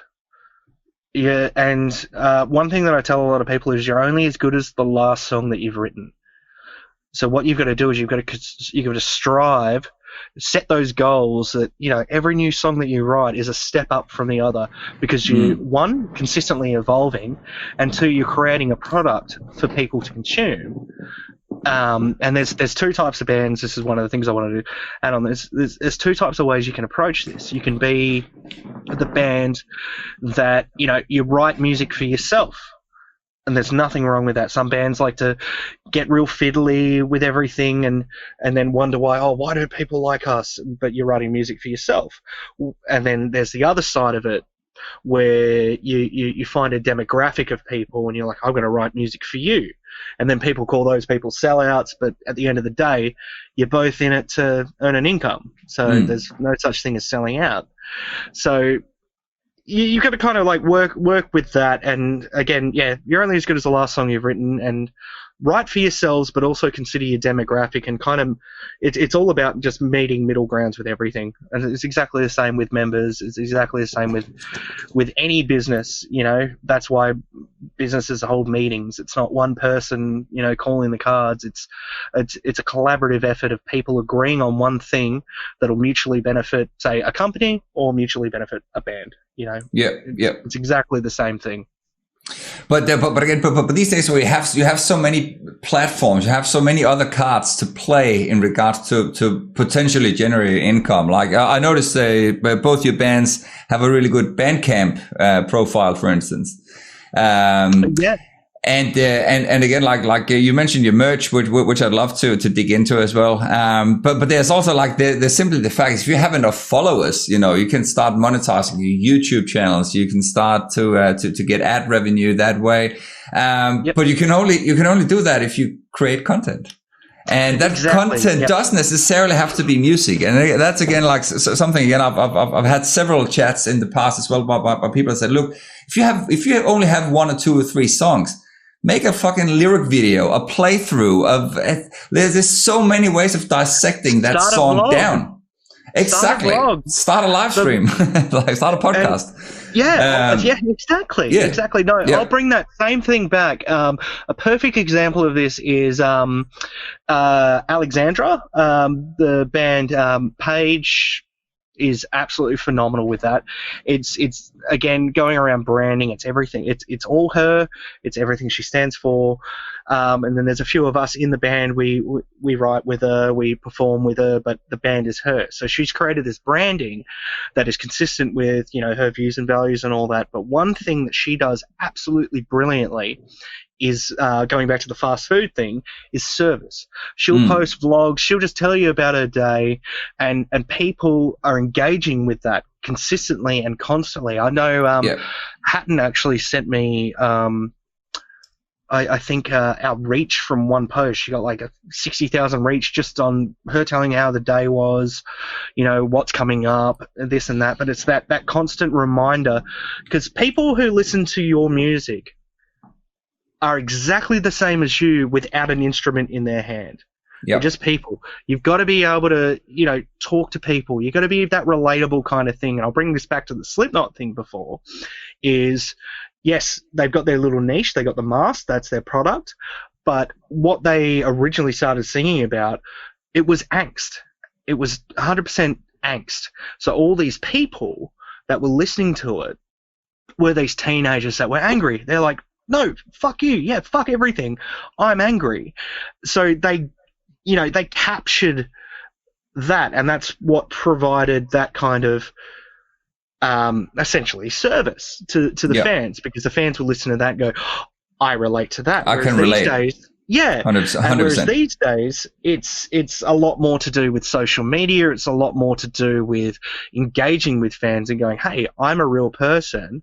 You're a real person. You can talk to me one-on-one these days, and that's what social media has changed, and the dynamic of the whole industry. Whereas before it'd be like, I love your music, you're standing in the crowd, yeah, notice me. Whereas these days, you're a comment away from saying, hey, and that's where that engagement kind of comes into play. Yeah.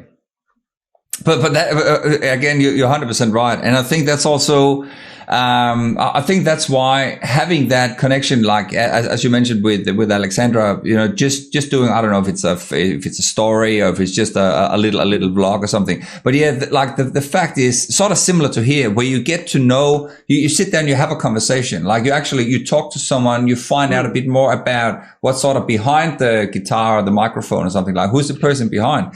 And sometimes, like, again, people can relate to that a lot more than they can relate to a song. And it becomes, again, it gives you that extra asset of the person. But I think at the same time, I think a lot of bands find it, probably a little bit daunting, a little bit overwhelming, having to devote all that extra time to creating content, or to creating, even if it is literally just taking up your smartphone, pressing, the record button, do a 30 seconds clip and saying, hey, how's your day? I just went for a walk with my dog, or I had a haircut, or whatever it is. It's doing it. I think that is the biggest obstacles for most people, myself included, really, to do some of that additional content that really can not necessarily make or break you, but can definitely increase your organic reach substantially. One thing I want to say to that is scheduling posts. If you've got, say you're sitting there on a Sunday, you've got an hour and a half to kill, you got, maybe you're a jammer, you're at the end of the jam, record the guys saying g'day, or record a bit of a jam, save it, bank it. If you're doing something, whereas if you're just a solo singer or something, you're out doing something, film it. Everyone's doing it anyway. They're just posting it on Instagram. Bank them. Yep. Go in there, schedule the posts, even if they're just text posts, schedule 1 week at a time. I can guarantee you will take an hour out of your week, schedule those posts.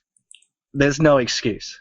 It's like Arnie saying, there's 24 hours in a day, why aren't you at the gym? Yeah. Come on, do it. Do it now. Just fucking do it. And like, it sucks a little bit, because my roles in all the bands have never been doing that social kind of stuff, so I can't really fucking say that I do it a lot. I don't even. No, but it's so easy. But it's so easy to say it. Yeah, it's exactly. Doing it. It's the action. Yeah. Yeah, but that's it. That's all you've got to do. And look, I do it a lot for the studio as well. Like schedule a lot of posts and all that. Always resharing content, even if it's content from other bands. And that's another thing. And this comes back to, sharing the love. Yep. You see one of your mates' bands has done something, share it from your page. Because people will get that. It's like, oh, they're friends with that band. I have friends in real life. they're a band in real life. It's these small little connections that people make, and at the same time, you're helping a mate. You're sharing their music, or you're sharing their content. You know, they can repeat the process. Imagine if you had. I was just about to say, usually it swings both ways. Like, shit, that was really nice. I'll share their post. That's a whole Instagram analogy as well. If you follow me, I'll follow you. Yeah. So imagine out of 5 bands, each band posted twice a week, and then each one of those bands shared all that. There's 10 posts worth of content like that. Yep. And you're helping mates out. People are establishing relationships. They're going, they're friends with these bands. Like, these people care about each other. Cool. It's just all those little social cues that people subliminally pick up on. And it's the same as with engagement when talking to people online and all that. When you're being in a band, you're just proving that you're human. Another 100%. Simple one is putting like auto responders in your messenger. It's like, thanks for contacting us. Oh, yeah, we'll definitely get back to you. Someone gets that instant gratification. This band actually, they're going to get back to me. Cool. Thank you. It's about establishing those relationships. And it's the same with running a business. Follow up on things, message people, talk to people. Like, since we organised this, we've sent messages to and from every couple of days, saying g'day, checking up, making sure everything's all gravy and all that. I did the same thing with Oracle. Someone asked me for a quote, send the quote. 5 days later, how'd you guys go with the quote? Someone goes, look, it's not really for me. It's like, no worries, dude. Cool, sweet. Thanks for letting me know. It's like it's establishing that relationship with people, because they will remember that. They will go, okay, so that person hit me back about something. So if you do that as a band, reply to every comment. If someone goes, yeah, that's a cool song, thanks, dude, I really appreciate it.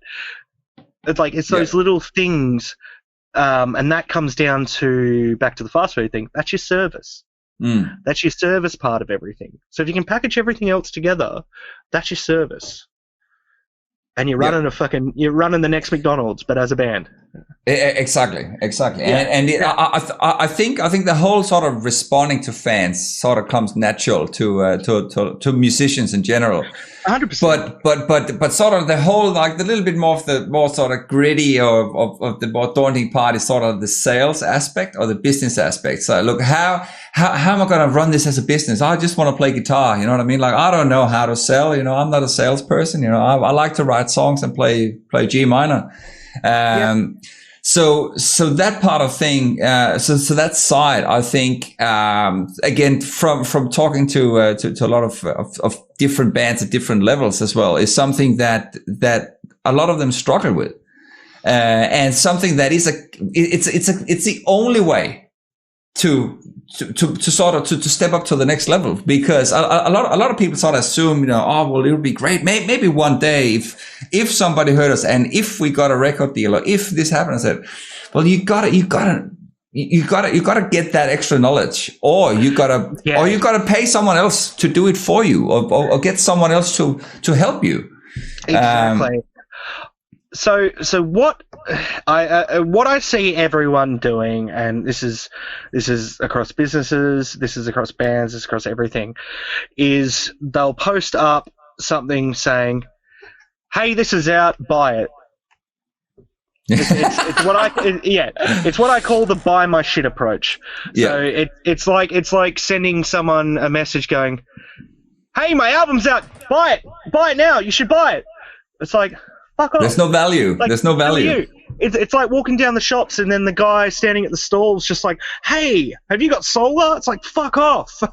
Yeah. So when it comes to shit like that, it's I say shit like that. So what you want to do is you want to establish those relationships, and it works coming back to like a marketing perspective, and I'm going to get into the marketing side of it now. So what you're essentially doing is, I like to call it casting the net. So you've got your funnel marketing. So you've got your funnel going down like this. Down here, bang, there's your sale. So at the top of your funnel, they're your cold prospects. So they're people that you're capturing. And then you kind of establish, and you each step of the way until you've got yourself a buyer. Now, you can do this without doing the, "Hey, album's out, buy it," or hey, do this, do that. So what you got to do is this is where it comes really handy. If you've got someone in a band or someone that you can hire, I even recommend trying something like Upwork.com. Yep. There you can find, they're kind of like the Fiverr for services, essentially. Exactly, yeah. And there's a lot of different services in there as well. Oh, dude, there is so much. There is so much, and marketing, especially social media marketing and digital marketing, are one of the some of the biggest ones. So what you've got to consider is you're casting a net. So say you're out in a lake, you go net fishing, bang, you throw your net out. It lands in the pond, you pull it in. It's full of fish, full of all sorts of fish, and you go, well, okay, I actually just wanted cod. I didn't want all these. So all these other fish that are getting captured by your net, you don't want those. So you want to kind of filter it out.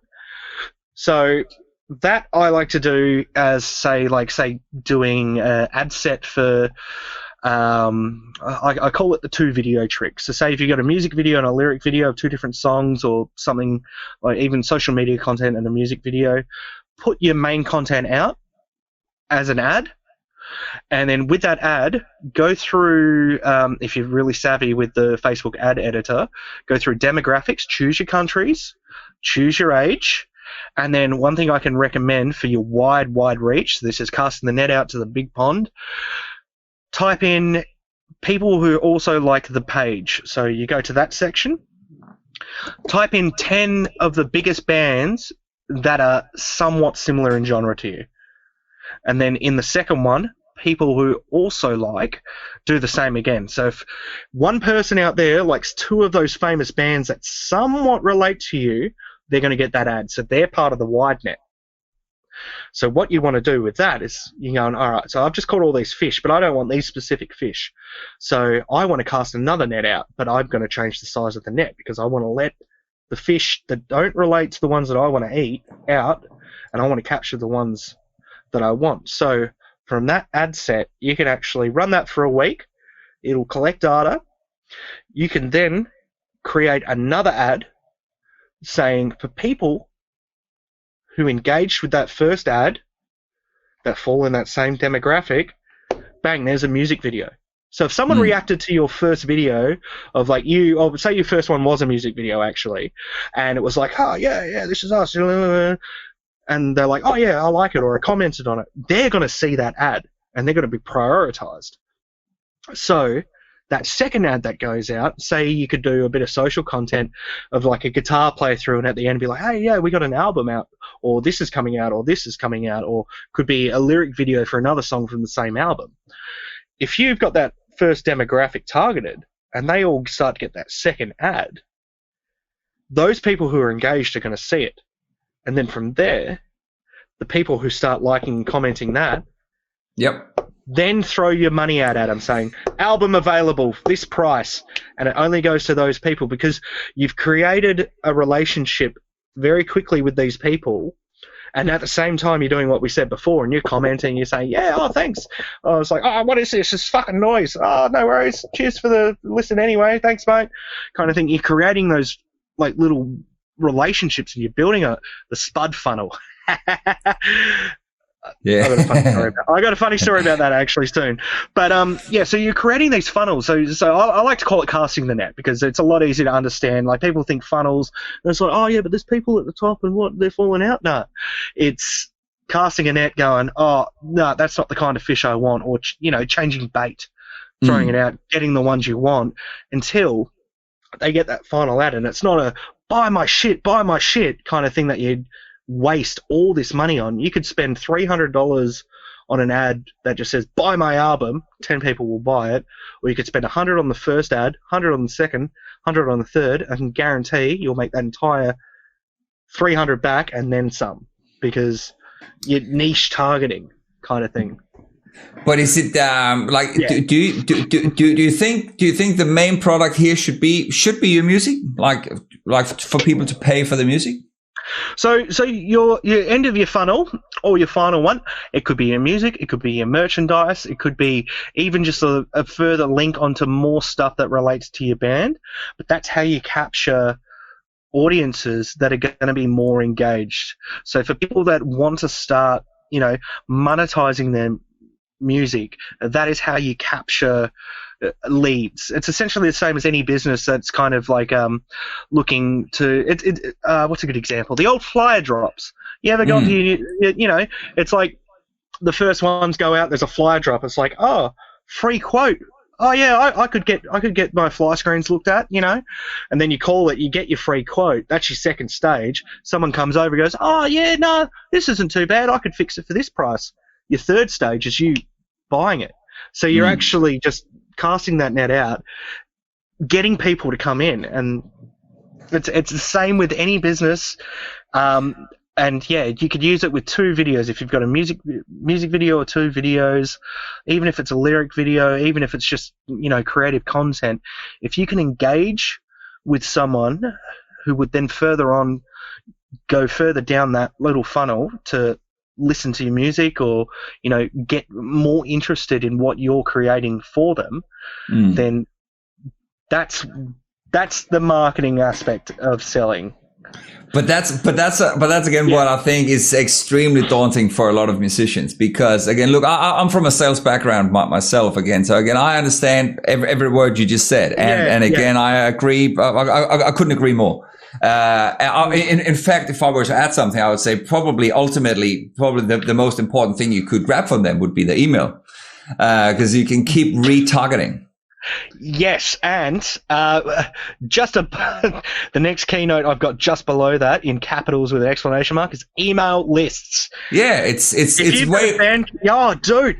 The cool way more important. So the cool thing is, even if you're not directly hitting those people up, you could create Facebook lookalike audiences. So say if you've got a Bandcamp, or you've got even if you do a single and put it up for pay what you want, but make them put their email in. If you collect over 100 emails, you can already establish yourself a very, very targeted niche from that with Facebook lookalike. And those 100 people could turn into 100,000 people that all share those similar likes.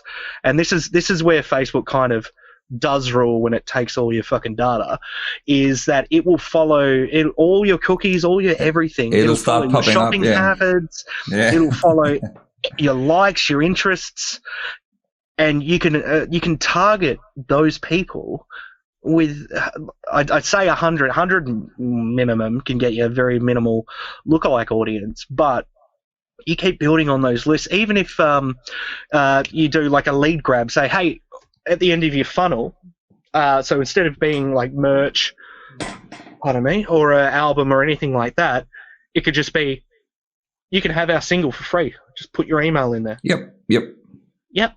And then no one's going to pay for it anyway. No, let's be honest. Exactly. No one is going to pay for your music. I did this as an experiment. The Concede, most recent Concede album, the first 24 hours I released it for $0. Within an hour, it was on Kingdom Leaks. It's free anyway. Yeah. Why put it on a fucking leak site? And then I changed it to $5, and then more people saw value in it. And that's another thing. Don't be afraid to charge more for your music and for your merch. Exactly. People have this thing called perceived value. So if they see something and they see something next to it that's a little bit more expensive, they're going to associate that more, that higher cost with higher quality. And it's just an automatic thing you can thank capitalism for.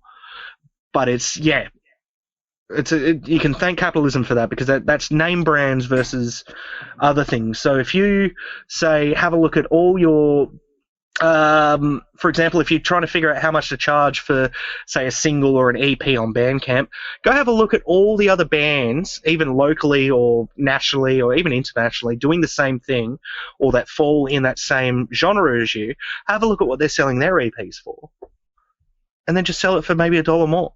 And you'd be surprised how much more money you will make because of that perceived value of people associating. And this all comes back down to, sharing your mates' stuff or all that. And like, imagine if you had 10 bands all sharing their same shit and everyone's selling it for $5, but you're selling it for $6, and someone's looking at it going, but that's $6.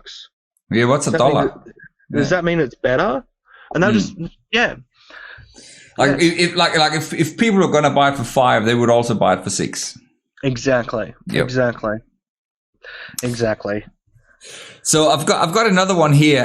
No, actually, just before we run over to that, I'm sort of curious to hear. Like, first, I'm sure a lot of people who would be listening back to this would be like, "What the fuck are these guys talking about?" Like, yeah, exactly. So maybe you could just map out and say, look, okay, so the whole Facebook ad manager, yes, can be extremely overwhelming when you go into it as an absolute rookie. It is very overwhelming. So if you were to sort of give a couple of sort of just quick hints to people to sort of try and explain the principle you just said here about targeting and retargeting, what would be a good way of sort of simplifying it a little bit? Oh, you want me to analogize it?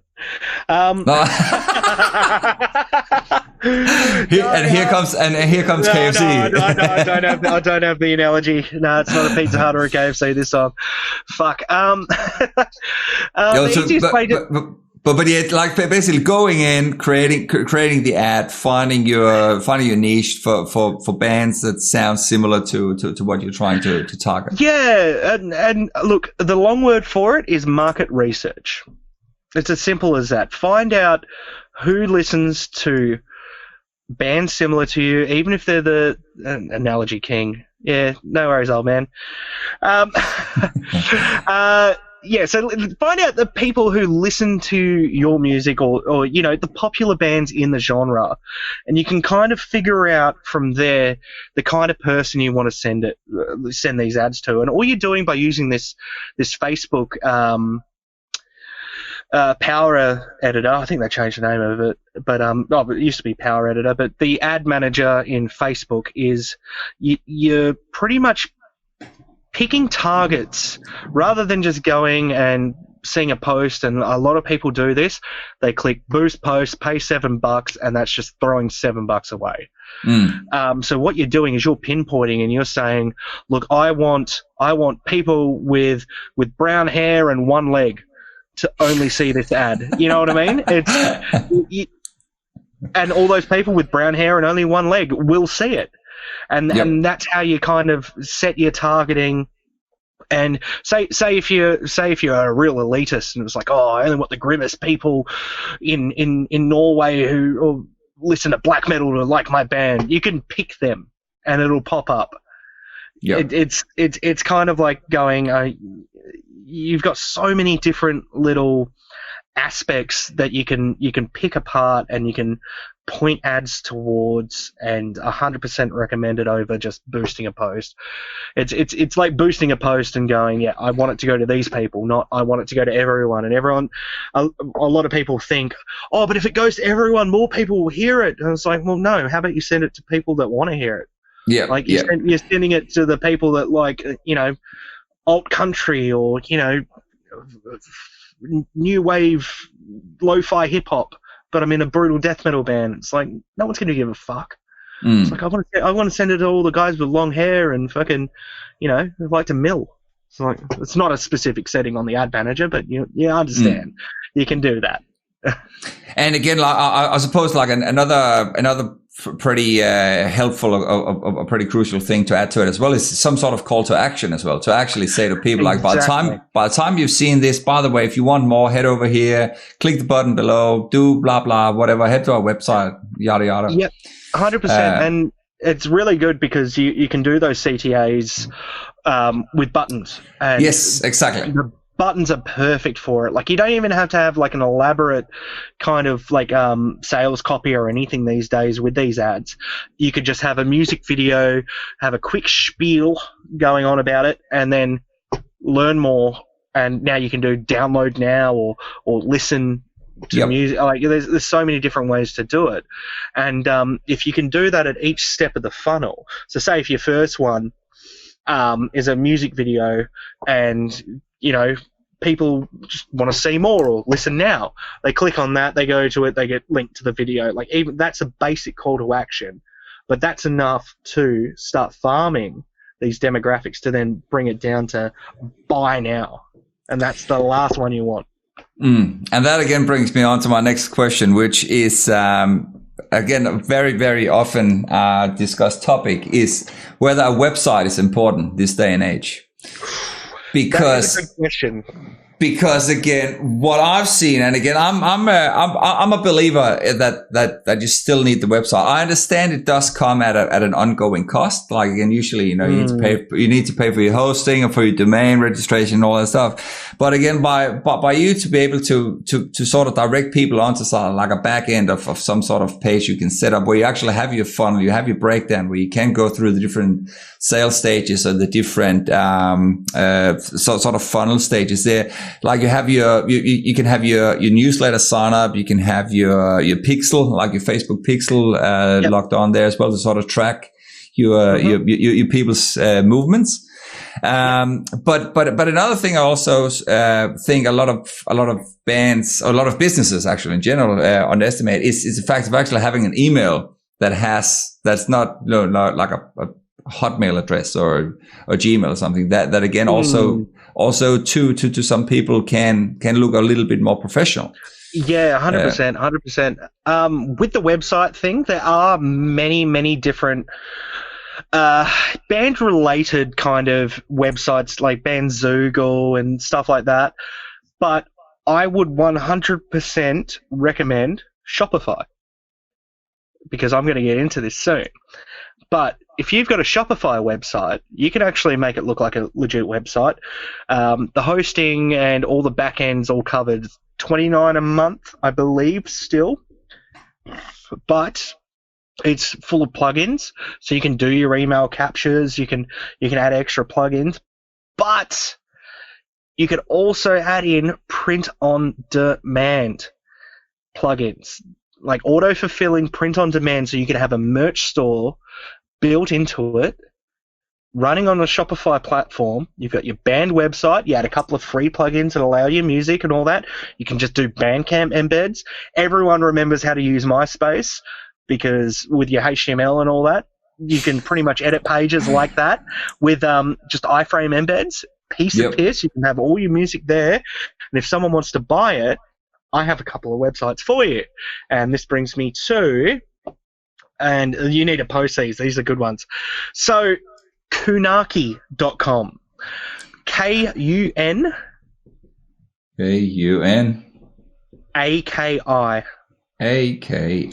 Kunaki. Sounds Japanese or something. It's not. It is literally a beautiful sushi. Yeah, I wish. No, it's an automated CD on demand website. So if you don't want to press CDs and you want to sell them on demand, so if someone goes, I want your CD, they click buy, they make it, they send it. Wow. You can also link it to Shopify. Yeah, I'm going to give up so many of these websites. I used to run a label that did a lot of CD distribution and stuff, and like literally these guys did everything. Everything comes shrink wrapped, UPC coded, 100%. Wow. Like, okay. Yeah, there's a few others. Do they do vinyl as well? Yes. Oh, vinyl is a bit of. Oh, okay. Yeah, lathe cut, but I've got another one for vinyl and cassettes. But they do. No, dude, don't. Oh, dude, don't joke. I did 100. You got a joke. No, I did 100 cassettes for each one of my Concede releases. Sold out. How do you even get a cassette player? I've got one. Oh, it's just behind the guitar, but that's crazy, man. Even just for collective value, dude. Like, a lot of people collect it. It's the same with vinyl. Like, you can see my cold chisel vinyl way back there. Yep. Yeah, I had to have that. But yeah. So, sorry, I just caught wind. What are these guys going on about? Fuck them. In the comments, everyone's just arguing with my wife. So Kunaki. So what happens is you upload your art and all that. So they don't do like elaborate booklets or anything like that. It's just like a single front back. Actually, give me 2 seconds. I'll go grab one out of my little distro case and I'll show you. 2 secs. Fantastic. I think at the same time we can talk about. Oh, wait till Jay's back. But there's another couple of websites you can use. This Teespring. There is what is the other one? They basically are doing drop shipping of merch, so you can order cups, T-shirts, everything. Have it linked straight onto the website, and actually, just sell it without actually having to have anything in stock, which it's obviously a lot lower profit, but you got zero outlay, which is a very affordable way a cheap way, free way of creating more merch. But here we go. Here comes Jay. What have you got for us? Alrighty. So I've got some examples for you. So here is a re-release I did for metal band Arterial Hemorrhage in Perth. I really wanted them to play a show again, so we re-released their demo and EP. So I had these on demand. So they cost $1 US each a CD. So it's a lot more feasible to do it, sale by sale. So you spend. Say someone spends $8 on your CD, it costs $1 US to produce, and then $4, I think, Australian to ship worldwide, and then you just keep the remainder. So it's kind of like we had this thing with one of my old bands. I think we did 500 CDs, sold 30, and I think I've got another 300 sitting in the cavity in the wall, just in storage. And there's no minimum. There's no minimum print. No. It's all on demand. It's all on demand. So go through it because it's quite simple. So that's how they come packaged. You can see cellophane wrapped. Yeah, right. They're basic as anything, but here's one out of the cellophane. So this is. And what about artwork and everything? So do you upload that separately? Yeah. You just upload your artwork. You upload your music, and it does it all. And can you choose print quality? Like, do you want like glossy or thick or? No, there's just one quality. Right. So I'll show you. So normal CD, full print, as you'd get from CD bank, disc bank. And then the only thing is you don't get a booklet, so you just get a front back. And you don't get clear jewel cases, you only get black, but what are they? It's 300 GSM card, front and back. And then done. Like it's a CD. $1 US, and it's an automated system. And they also have like a little storefront that you can utilize, and it just so say someone buys something with PayPal, they keep the manufacturer cost, they just pay the difference to your own PayPal. Or you could load it up, say you put $100 of your own money via PayPal into it, and then once you've used that up, you just reload it, but you then get sent all the money, so you could sell it on Shopify, and there's actually a plugin that someone made that connects to the back end of that Kunaki website. So if you could set up a storefront on Shopify, someone goes, I want that CD, I want that piece of merch, they buy it, automated, bang, you just keep the profit. Nice. And the same goes with merch. I'll show you some cassettes too. Yeah, the cassettes, that's so funny. I never thought that was actually a thing anymore. Yeah, dude, yeah. So I've got another website for you. So Mobineko, so MOBI. MOBI? Yep, NEKO. .com. Mobile. This is some crazy names, man. Kunaki and Mobineko.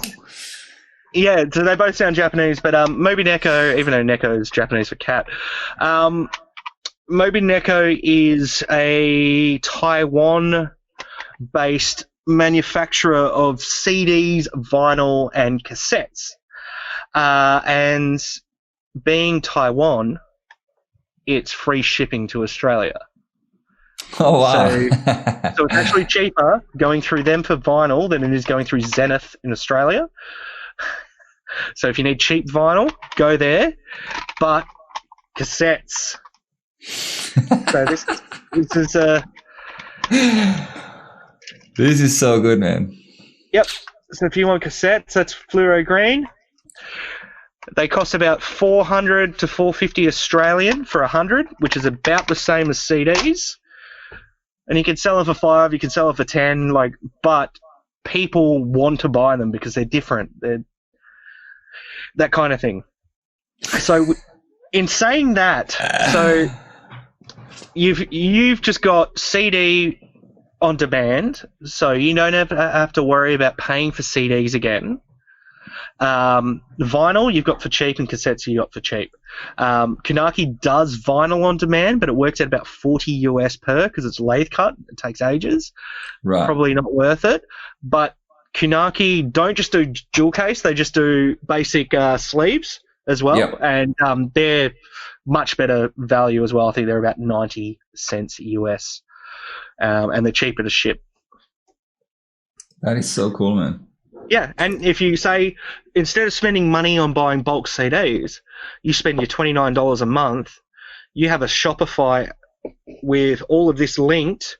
I've got a couple of other websites too that you can link to. These are actually plugins for Shopify that do merch. Actually, my little Oracle shirt that I'm wearing now, I did print on demand, just ordered one of. Yep. So you've got a thing called Print Partners. Printpartners.com. They are also have a plugin for Shopify, so you can just upload your merch. If someone wants to buy your merch, it automatically gets sent to them. They take the manufacturer cost, you keep the profit. Yep. Also, you've got Printful.com. Printful? Yep, just one L, F-U-L, yep. I'll put that down. And then Gooten.com, Gooten. Gooten.com. Yeah, while you were fiddling around in the background, I mentioned Teespring, which again is a... Yep. They're also a plugin on that. Spreadshirt as well is another one. Yep, Printify, Rajon, DC Jam, I think there's something like that. But yeah, these are all print-on-demand, direct-to-garment kind of things, and very handy if you're design savvy. Then 100% you could add on to it and create that. But have you found some of these are sort of better than others? Have you tested some of them out? Yeah, I did about 2 years of research and ran Mercher for 3 years, and the three I mentioned: Print Partners, Printful, and Gooten. Yep. 100%. Yep. Back them anytime. And that's also, all. And that's all drop shipping and everything. So literally, you just gotta have the plugin, have the design, put it up there. Yeah. Yeah. As long as the Aussie dollar is over 70 cents, it's 100% feasible. So start a Corona, not. Start a Corona, not. Just sell your shirts for $25, charge $2 shipping, and it's shipped worldwide, packaged and everything. Yeah. I'm going to say, I want to continue on with this. Do you mind if we take another 3-minute break and we'll continue on? Yeah. I'll start talking about the other stuff. Sure. I'll play the Grenade Brain video again then. No. Well, did you get the other ones? Yeah. So I've loaded up the Concede Indoctrinate. I've done that. I've done that as the outro, but that's like a minute long. So. Oh, that's true. What about the Alexandra one? No, I haven't loaded that. I've loaded the Grenade Brain. So if you need a 3-minute break, we'll watch that one again. Yeah, man. All right. So great. Again, this is coming out. Actually, I don't know when we're releasing this, but we've just almost finished tracking it, so it'll probably be out in a couple of months. What is it? 1, 2, 3, 4, 5, 6 track EP. I was about to say that's another thing we can chat about. Should you do single EP or album? Oh, that's yeah, I've got a method to the madness as well with that. Fantastic. So, all right. I'll see you in 3.5 minutes.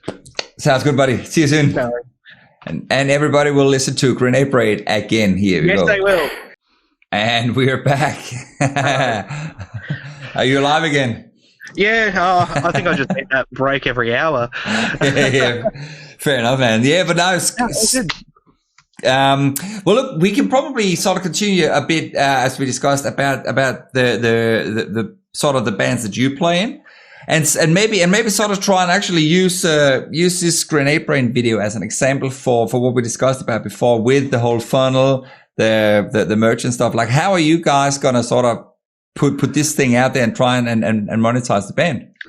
Yeah, so they've left me in charge with it, and I've bought the domain, but I haven't done anything with it yet because we're waiting on the release. But before we talk about that, can we talk a little bit more? Because I've got a few more. Of course, absolutely. Yeah, I wanted to touch a bit more on that. So before we get into all that, because we're probably going to be here for a couple more hours. But so you've got like we touched on Kanaki and Mobineko and all that, and these two are very valuable resources that you can go ahead and utilize, as opposed to buying in bulk and then getting stuck, because you eliminate that the upfront cost. Not just that, but the risk of not selling a lot of stuff. Like like I've quickly mentioned before, is one of our old bands, Lowlight. We went all out. We spent a lot of money. We did a tour. I think we spent like $6,000 just to get the album mixed, and there's 300 copies sitting in the cavity in storage. And it flopped because we didn't know how to market. We didn't know how to do any of this. So pretty much everything that I've kind of said from the start with everything is going through like the past, 15, 16, 17 years of being in bands and doing it wrong. So now I know how to do it right. Yeah. And it's a valuable lesson. But in saying that, with the print on demand stuff, it does eliminates that risk. It does bring down that cost, and it does make the option of having releases readily available for you to start creating that income. So having say a Shopify storefront. Shame, because the music was good. It doesn't always help, but it does help if the music's good, but you've got to know how to market it. It's like being in a business. If your product's really good, but you don't know how to sell it, or you don't know how to, approach people with it, then it's going to flop. So with Kanaki, it's actually, once you go through it, it looks like a very dated website, but once you figure out the ins and outs of it and how to upload your artwork, and if you're very savvy, or if you've got an artist who has gone ahead and done, say, your CD layouts and all that, uploading everything is actually quite simple. It's very similar to uploading stuff to Bandcamp. You just upload each track, upload the artwork, select the packaging and whatnot, and they've also got templates and everything that you can do. And then you can literally create a link, send that out to people, or have that available on, say, your Bandcamp or something like that, or even do the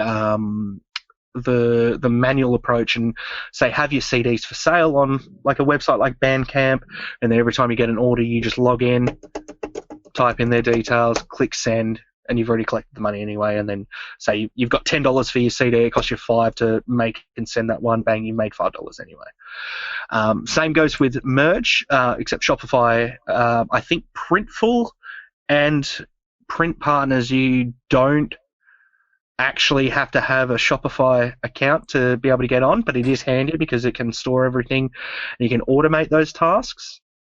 But having the day of printing bulk merch and setting up a big cartel are long gone, kind of thing. So you don't have to store all that stuff.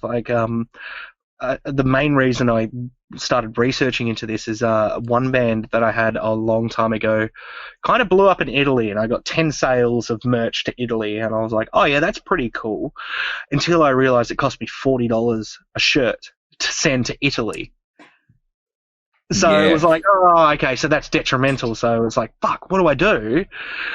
Whereas this is worldwide, and it's really helpful, especially if you have a following largely overseas. I had, before I turned Mercher into like a course, and I was going to elaborate on that, but I'm getting rid of the online course kind of thing. It just costs too much to host. But before Mercher was a course, it was an online distribution platform, and I had a band from Brisbane, a night in Texas, a deathcore band, massive in the States. And they running into the same kind of thing. Like they had their stuff on a few like merch distribution websites like Pertricor and stuff, but they're only making, I think, 10 or 15% per sale or something, whereas the platform I created enabled all that stuff to be printed and shipped in the US to the US.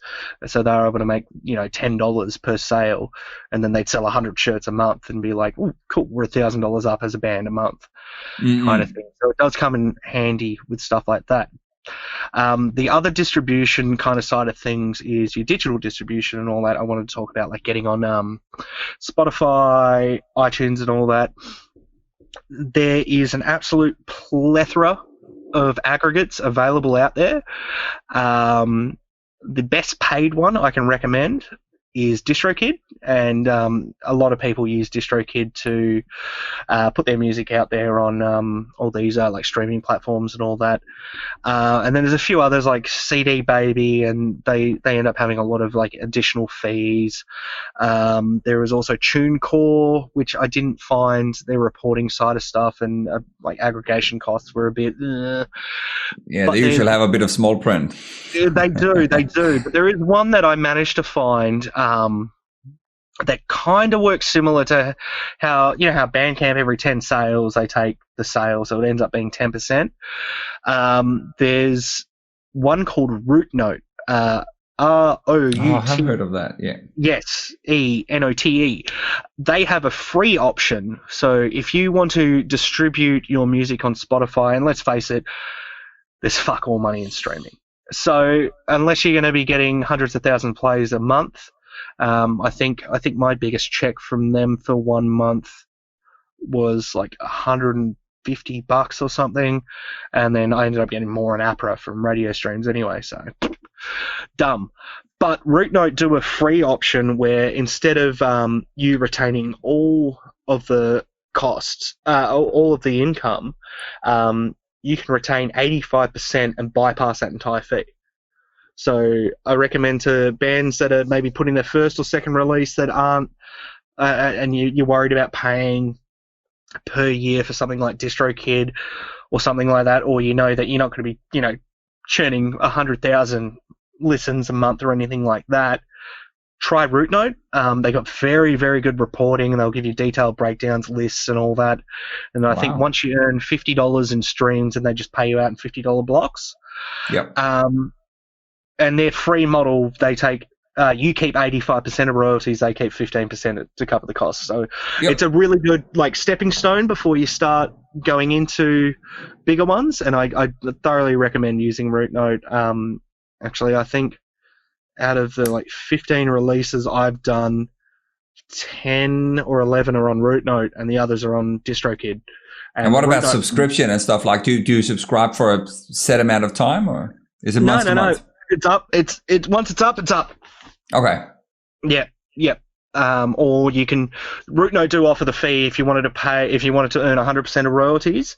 I think it's like $20 a release, which if you're not releasing, every month, it ends up being cheaper than DistroKid. But DistroKid do have other bits and pieces, but Rootnote are catching up, and I thoroughly recommend both. Like both are very, very good aggregates in their own right.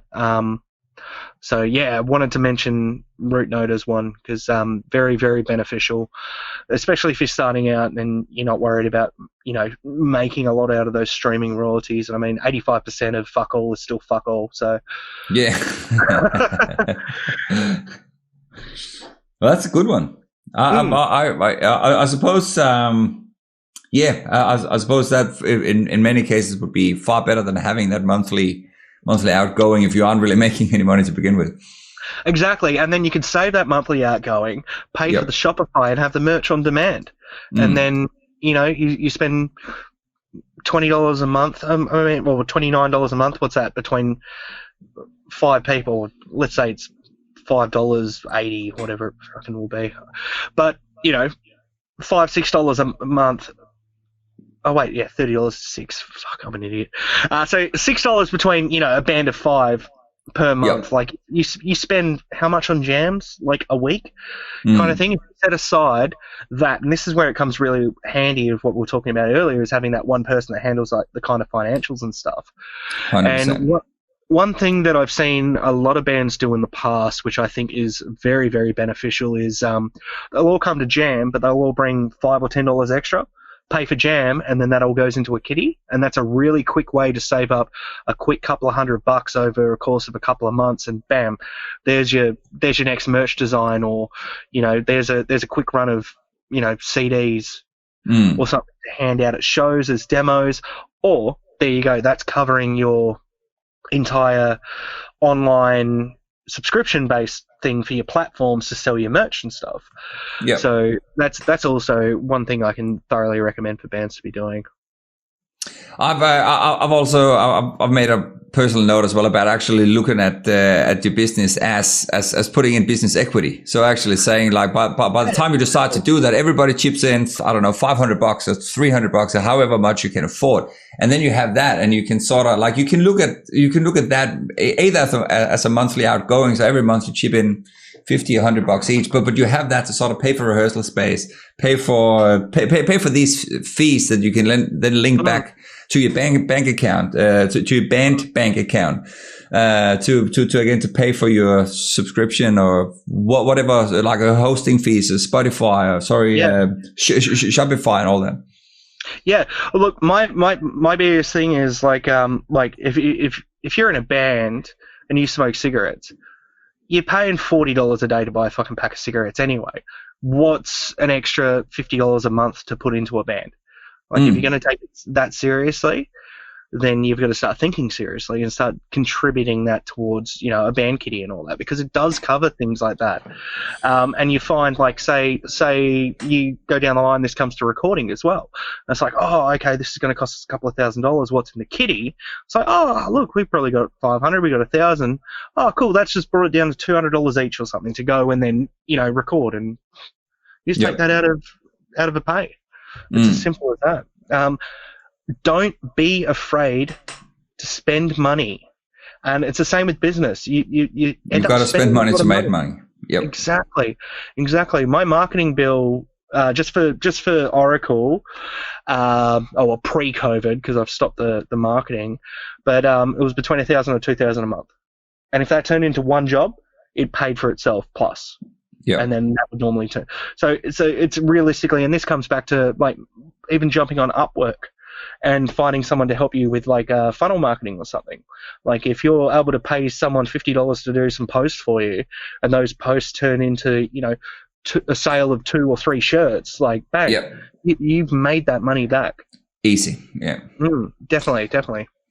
But that again comes back to like I think probably 100% of everything you've said tonight is gonna be completely brand new stuff for a lot of people out there. Like they wouldn't have a clue about what you've been talking about. But it is something that is so fundamental for you to try and monetize this. And again, especially like if you got Root Note, I've heard of them, but I actually did not know that it was a like a free service. Yeah, they have a free service. Yeah, they got a paid one and then they've got a free one. But again, yes, you have that. You have your Kunaki and your Mopineko and all your other Taiwanese and Japanese sounding sites there, where you can do a lot of your actual products. You can do your actual physical products that you can charge money for. If like the sooner you get that up and running, the further ahead of the ball you're going to be. Exactly, and you know, all that money that you would otherwise spend on, say you spend $500 on a run of shirts, like that's depending on artist, but that's two really really good shirt designs. You know what I mean? Yeah. And in saying that, if you're stuck looking for art, and a lot of people are, and there's always like lots of there's so many artists on Facebook and all that you can find. But one thing that I can recommend, if you wanted to go for, say, like a quick run of merch and you're struggling to find an artist or anything like that, check out mintees.com. Mintees? Yep, MINTEES. So is that like a t-shirt design place? It's what they do is so it's all t-shirt designers and all that, and they all post their artworks, and it's just like a community for them, and they all like vote on each other's stuff, and like they have a whole community. But a lot of people post stuff that's for sale on there, or if you find, and these are people that work with, like, you know, major label like bands, some that don't work with major label bands, but some of the artists that they have in these communities are absolutely phenomenal. And half of them post up there and they're like, oh, look, rejected design from Bring Me the Horizon for sale, $100 kind of thing. And they just slap your logo on it. And you can find all these really cool artists. They have all their contact details on their links to their websites. And that this is how you kind of like connect. And again, relationship building. You start relationship building with these artists as well. And then it comes back to your branding. It comes back to your consistency. And you can start working with people that will consistently bring out artwork and stuff that coincides with your branding, and that brings that kind of whole thing back to running it like a franchise. So that is a very good one, and I do have to have I've got a couple of shout outs. My good friend Logan over in Melbourne, Thrash Wolf, so he's thrash-wolf.com. Absolute phenomenal artist. He's done a lot of work for me as well as my wife and her business as well. He has done so much stuff for. He did a run of shirts for fucking Dennis Rodman's clothing line. Oh wow, guy is awesome. And yeah, last time we went over to Melbourne and caught up with it. I love the dude. He's absolutely phenomenal. And also a recent designer that actually Grenade Brain used and Concede just used, a young local fella called Kyle Watson. I cannot recommend him enough. His artwork is absolutely phenomenal. Does very much of that, like the whole new modern, like post-modern-y kind of weird merch designs that you're seeing a lot of bands bring out these days. He nails it. He absolutely nails it. I bought, I think, 5 designs off him for Concede. And he's brilliant to work with. Absolute pleasant person to deal with as well, and very efficient. And again, same with Logan. You go, Logan, I want a shirt, and you know, a day later he's like, here's your shirt design. That'll be that much, thanks. And these guys work on a very, very highly professional level. So if you guys are looking for art, especially if you're not having to spend that money to further like buy like bulk runs or anything, and you want to further your like level of merchandise to be able to sell those as a product as a band, I highly recommend guys like that, or even going through Mintees and finding an artist. Yep. So are you finding that like these sort of pages work a lot better than pages like Upwork and Fiverr and stuff like that? 100%, yeah, especially for people because Mintees especially is very band shirt orientated.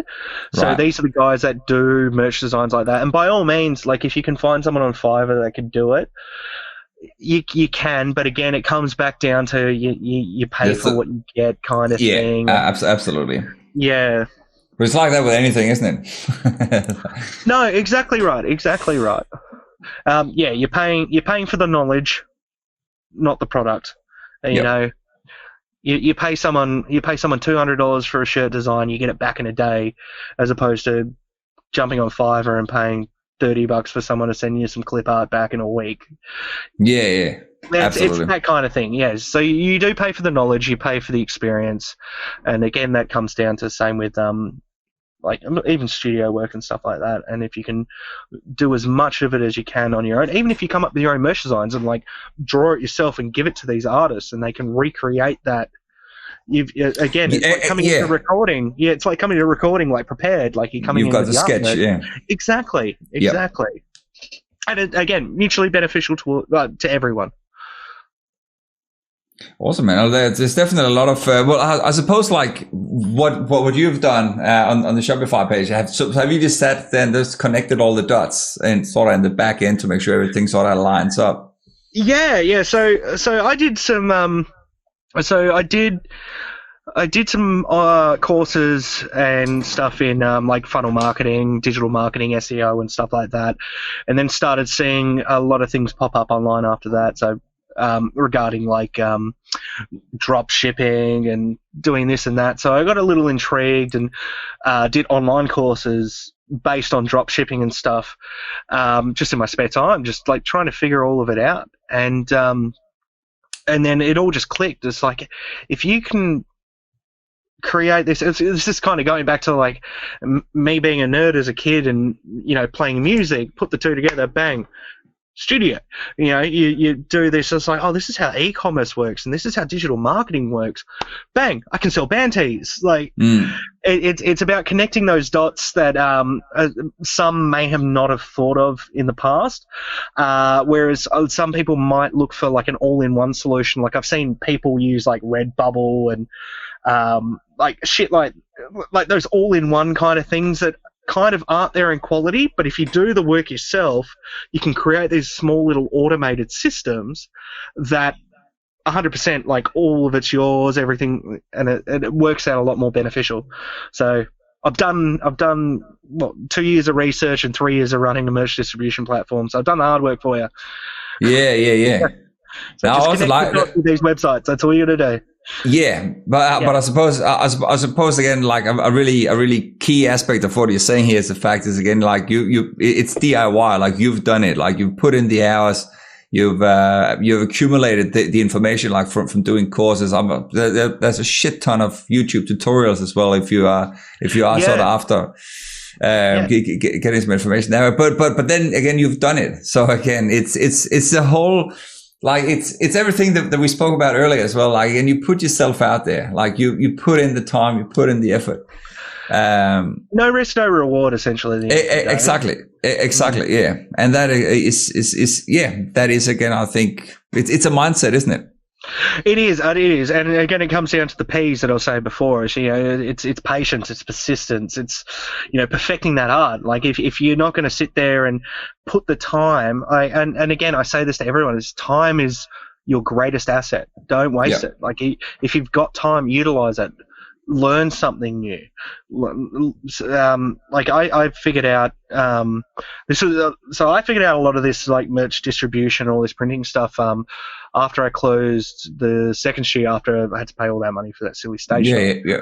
So I had a lot of spare. So I was working in sales, doing like parts interpreting, working with like heavy diesel companies and all that. So sitting in my office all day, if I wasn't answering phones, I was just researching. And it was knowledge. I was consuming knowledge whilst I was, you know, still making enough money to put food on the table and buy beer. But it's about that. And I think at the time, like I figured it all out. And I was like, oh, I can monetize this. I can turn this into something.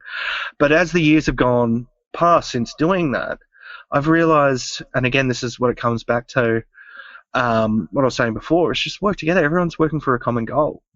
Like, so I used to run the merch distribution platform, and that was good. It was beneficial for the bands, and then it became real detrimental to me because I had, I think I had 24 bands or 25 bands that I was running merch for, but I also had 24 or 25 bands worth of customers emailing me every day, and it just, in between working full time and coming home and spending, you know, 5 hours replying to emails going, here is your tracking number. Yes, it's coming. Yeah. It's just, I just couldn't do it anymore. But in the end, bands made money, I made money, mutually beneficial. Then I tried to turn it into a course, and I thought, oh yeah, this would be good. Yep, sweet. I can teach people, and I can make money off it. No, a couple of people did it, and since then, I've just helped them like as a personal consultant with that. So there's like, oh, how do I do this with this? I'm like, yeah, here, just have it. It's knowledge. Everyone should know it. And I think that comes down to, you know, everyone working together. And I don't know, it's taken me a long time to figure out that. But again, that comes down to the band mentality and this and that and people keeping stuff.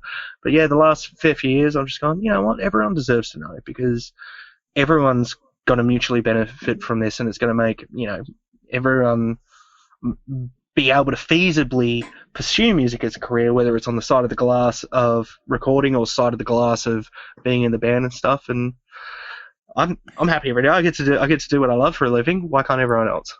And again, but I think like bottom line is you still have to do it. Like again, you can still you can do it. That's a silver lining. Like, and you can obviously give people the knowledge, but sort of putting it into action is a whole different thing. Yeah, and that's it. But if everything is presented to you like in front of you, like you start connecting dots, like you were saying before. Like you start connecting all these dots, and you go, you know what, I can do that, even if it's just some of it. And I'd be stoked if even someone took a percentage of this and then implemented it into their bands. Like, look, I'm not some famous musician or anything like that, but I'm a guy that has managed to live off the music industry since his teens, kind of thing.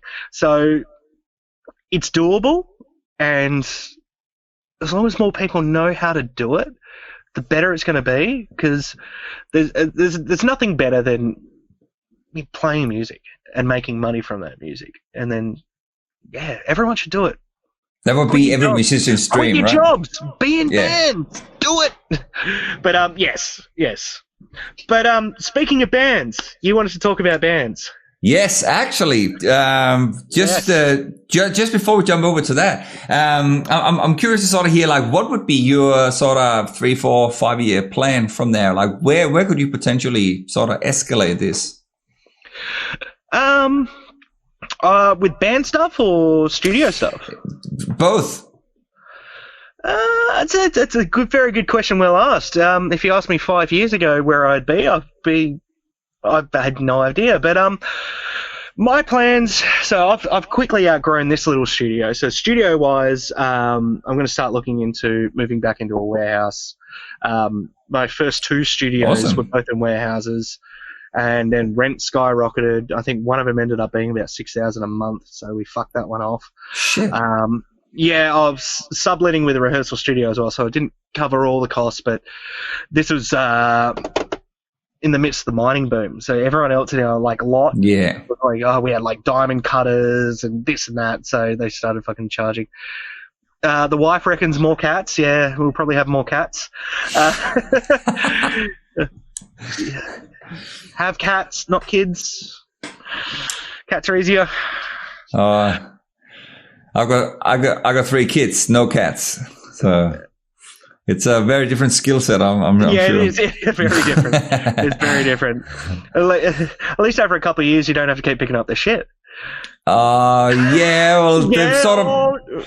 They run out eventually, but it's probably a bit more, probably slightly more overheads, slightly more expensive. I can imagine. But yeah, so I am considering going back into a warehouse, like moving. I've been 1.5 years in having the studio behind the house as well. Yep. So I've eliminated a lot of overheads, which has been really good. Been able to accumulate a lot more gear and stuff. Everyone who has me on Facebook is probably sick of me posting a new amp or something that I've got on the business account, or a new piece of gear and me just flaunting it. But hey, that's a part of it. That's a part of the gig. That's it. And I'll let them in on a secret. I've got my retargeting audience set up, so if anyone visits the Oracle page, they start getting bombarded with ads. So I post all these pictures of gear and everyone loves it, and then they go, oh, Oracle Sound, they click on it and then they're stuck in my ad loop. So sorry, not sorry. So anyways, but so a bigger studio.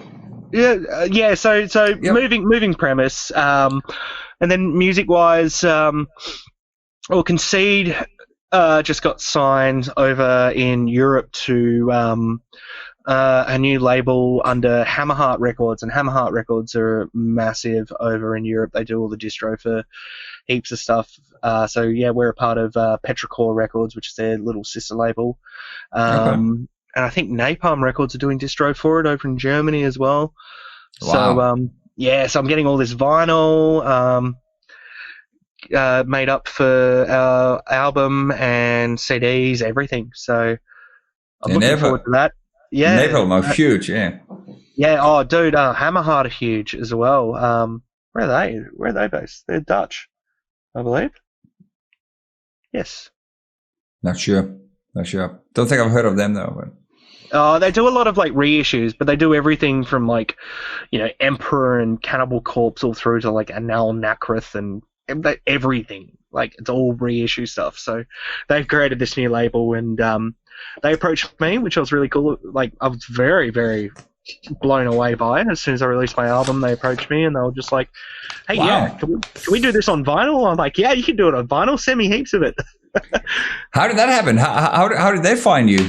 Did they click on the Oracle ad? Or? No, it wasn't even an Oracle ad. They contacted me through Bandcamp, dude. Wow. Yeah, so I released the album. What the hell? And it was so funny because we were sitting on that album for like 6 months. Because originally we were going to release it. I finished in December. Going to release it in March. Never happened. Ended up releasing it June.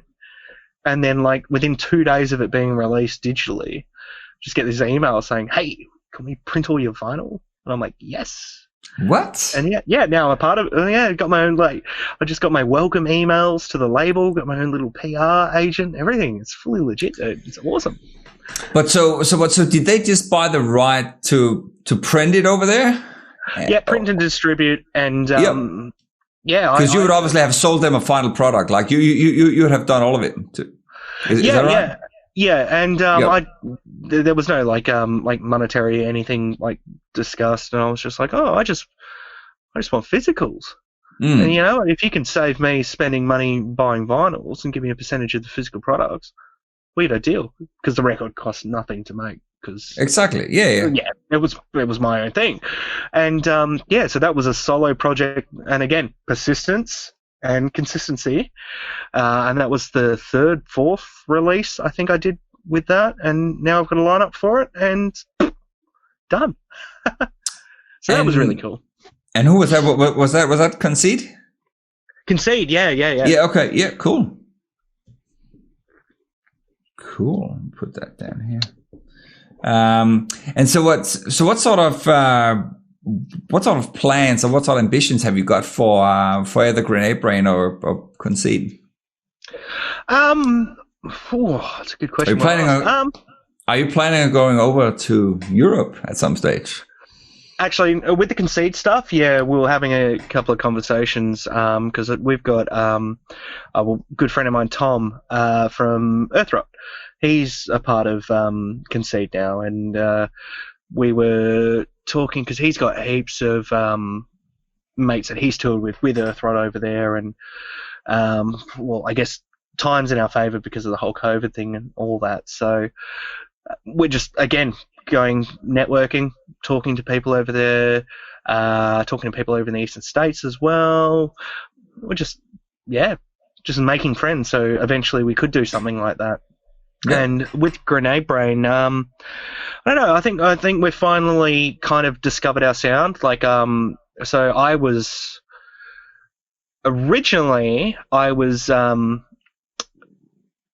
just meant to engineer a single for them, and then they came in and we played around with it a little bit and we did a lot. And I'd recorded Matt and Rafi in the band's previous bands, going back 7-8 years ago.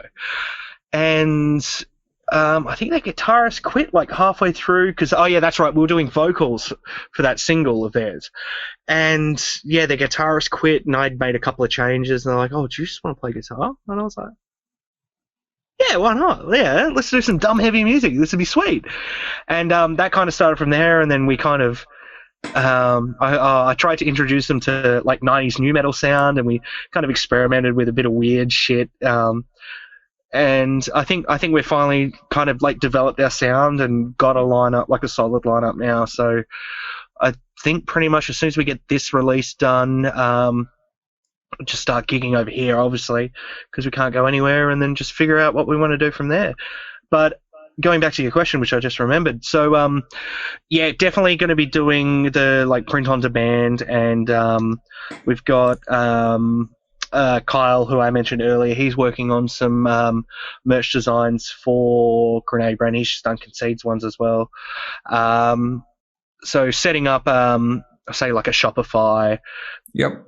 Putting the physical releases on that. We've got other like EPs and stuff, and we'll probably like create like a little bundle thing, which is easy enough to do, because if someone buys something and you link them all together, you can get sent like 3 CDs, 4 CDs at a time, and it's all automated and stuff like that. So yeah, set that up.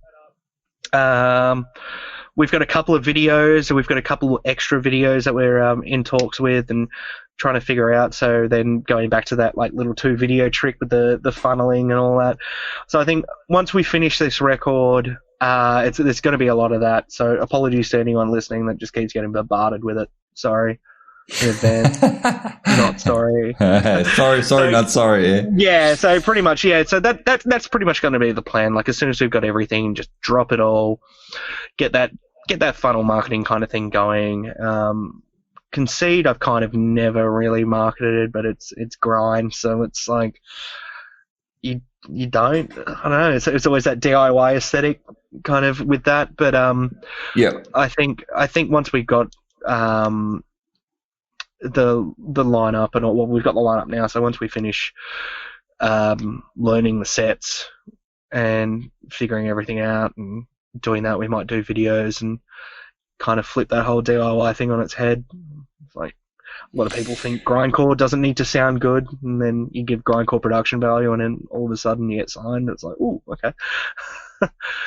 it just hit me here, man. It's like how does your day look? Because it sounds to me like you have so many projects on the go. Like you're running a studio, you're playing in 2 bands, you're doing all this online stuff, you're talking to me, probably talking to a lot of other people as well. Like, just ask my wife. She never sees me. I'm in here. She has to send me a text or like send me a message over Facebook to come in for lunch or something, and then I'm back in here. More cats. So, yeah, I know. She just wants more cats. That's all I can do. That's all I can do. But again, that comes back to her just being absolutely 100% supportive of anything that I've done. Yep. And I couldn't ask for anything more. No, it's awesome. Like it is sort of living the dream, isn't it? Like again, you get to do something you're so passionate about full time. Most definitely, dude. And it's end of the day, it's still work, and it's just a matter of just having that and back to work ethic, like we were talking about earlier. Like look, I have some days where I'm like, yeah, no, I'm having a day off. I'm playing PC for the day. Rest of the years and stuff, but it's getting into that routine, and you do it for so long, and it does become work, and you've got to figure out ways to, I don't know, make it lively and make it interesting and stuff. And I don't know, I'm just grateful it's one of those industries where you forever learn. So there's always something new, and there's always something exciting for me to kind of pick up, whether it be like a new plugin, or I'm watching like another engineer or something, and I'm like, holy shit, I never thought about doing that. And it's like all of a sudden just blows your mind. You're like, you're excited for another week, and you're sending everything backwards through shit, and you're just forever learning. I think that's the most beneficial thing about like something like this. But I suppose it also comes down to, again, something we spoke about earlier. Like again, there's no right or wrong way of doing it, and there's so many and there's so many different genres. There's so many different expressions. Like again, like your mix would be different to another mix and to a third mix, but they're all great. They all have a different sound, a different approach to it. 100%, yeah. And that's again what makes it so interesting and so diverse as well. Yeah, definitely, dude. Definitely. And what else have I got? Alexandra, that I play guitar for. Um, New single and music video comes out in another month or two. I actually don't know. Page handles all that, and so does Hatton. But yeah, so that's exciting as well. We shot that film clip about a month ago. We got covered in paint. It was cold. It was an abandoned house. Yeah, Not I saw some of the photos from it. Yeah, it looked like paint everywhere. Oh yeah. And Lou was posting all the selfies. See, I was lucky; my face wasn't covered, so Lou's taking selfies, and she's just like completely fucking head to toe, like red faced and coloured multiples all over, and I was just like, "Yep." So she. So will you be doing the live? Like, will you be playing live as well? Or are you just doing the studio sessions? Both. Okay. Yeah, so I'm super keen to play live with that. So I think Paige is coming over soon, and we're working on some more stuff, which is going to be cool. Love working with her. She's got some great ideas with songs and stuff, and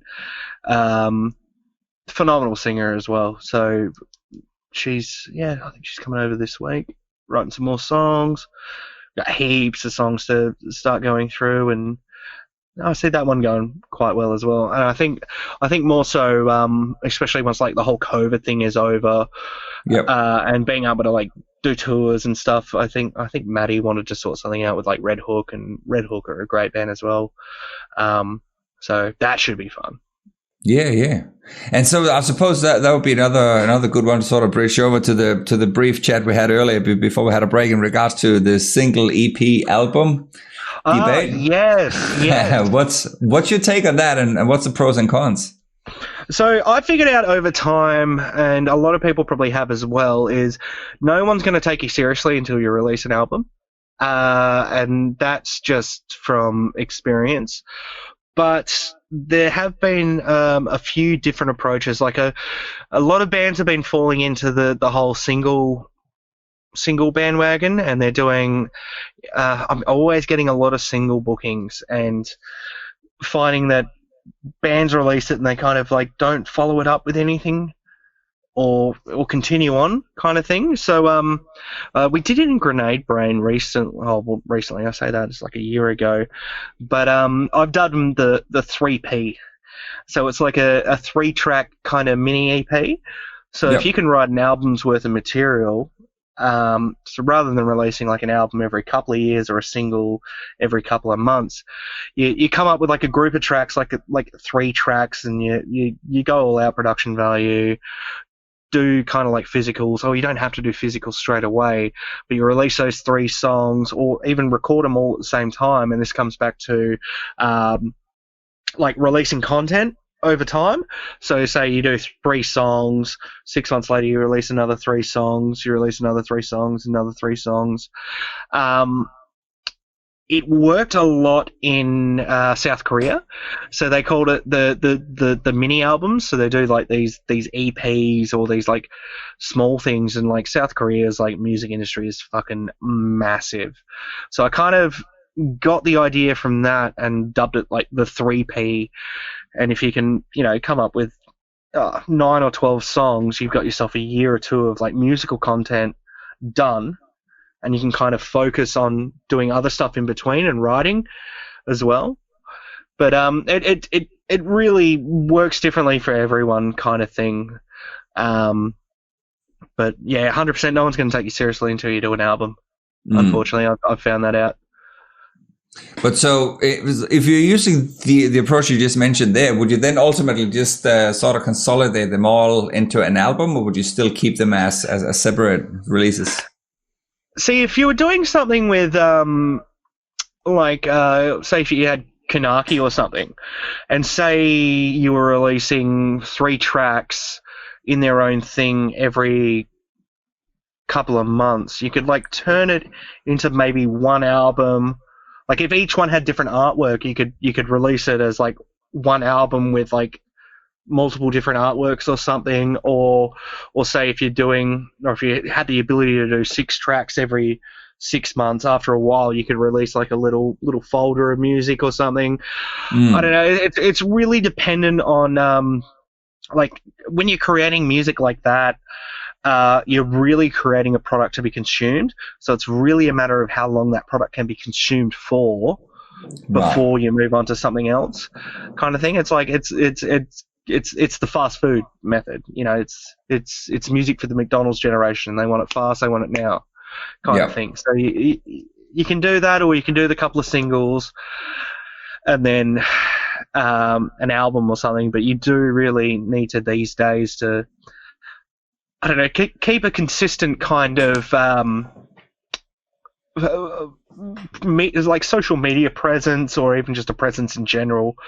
Realistically, be releasing something once or twice a year, whether that be smaller options or an album a year.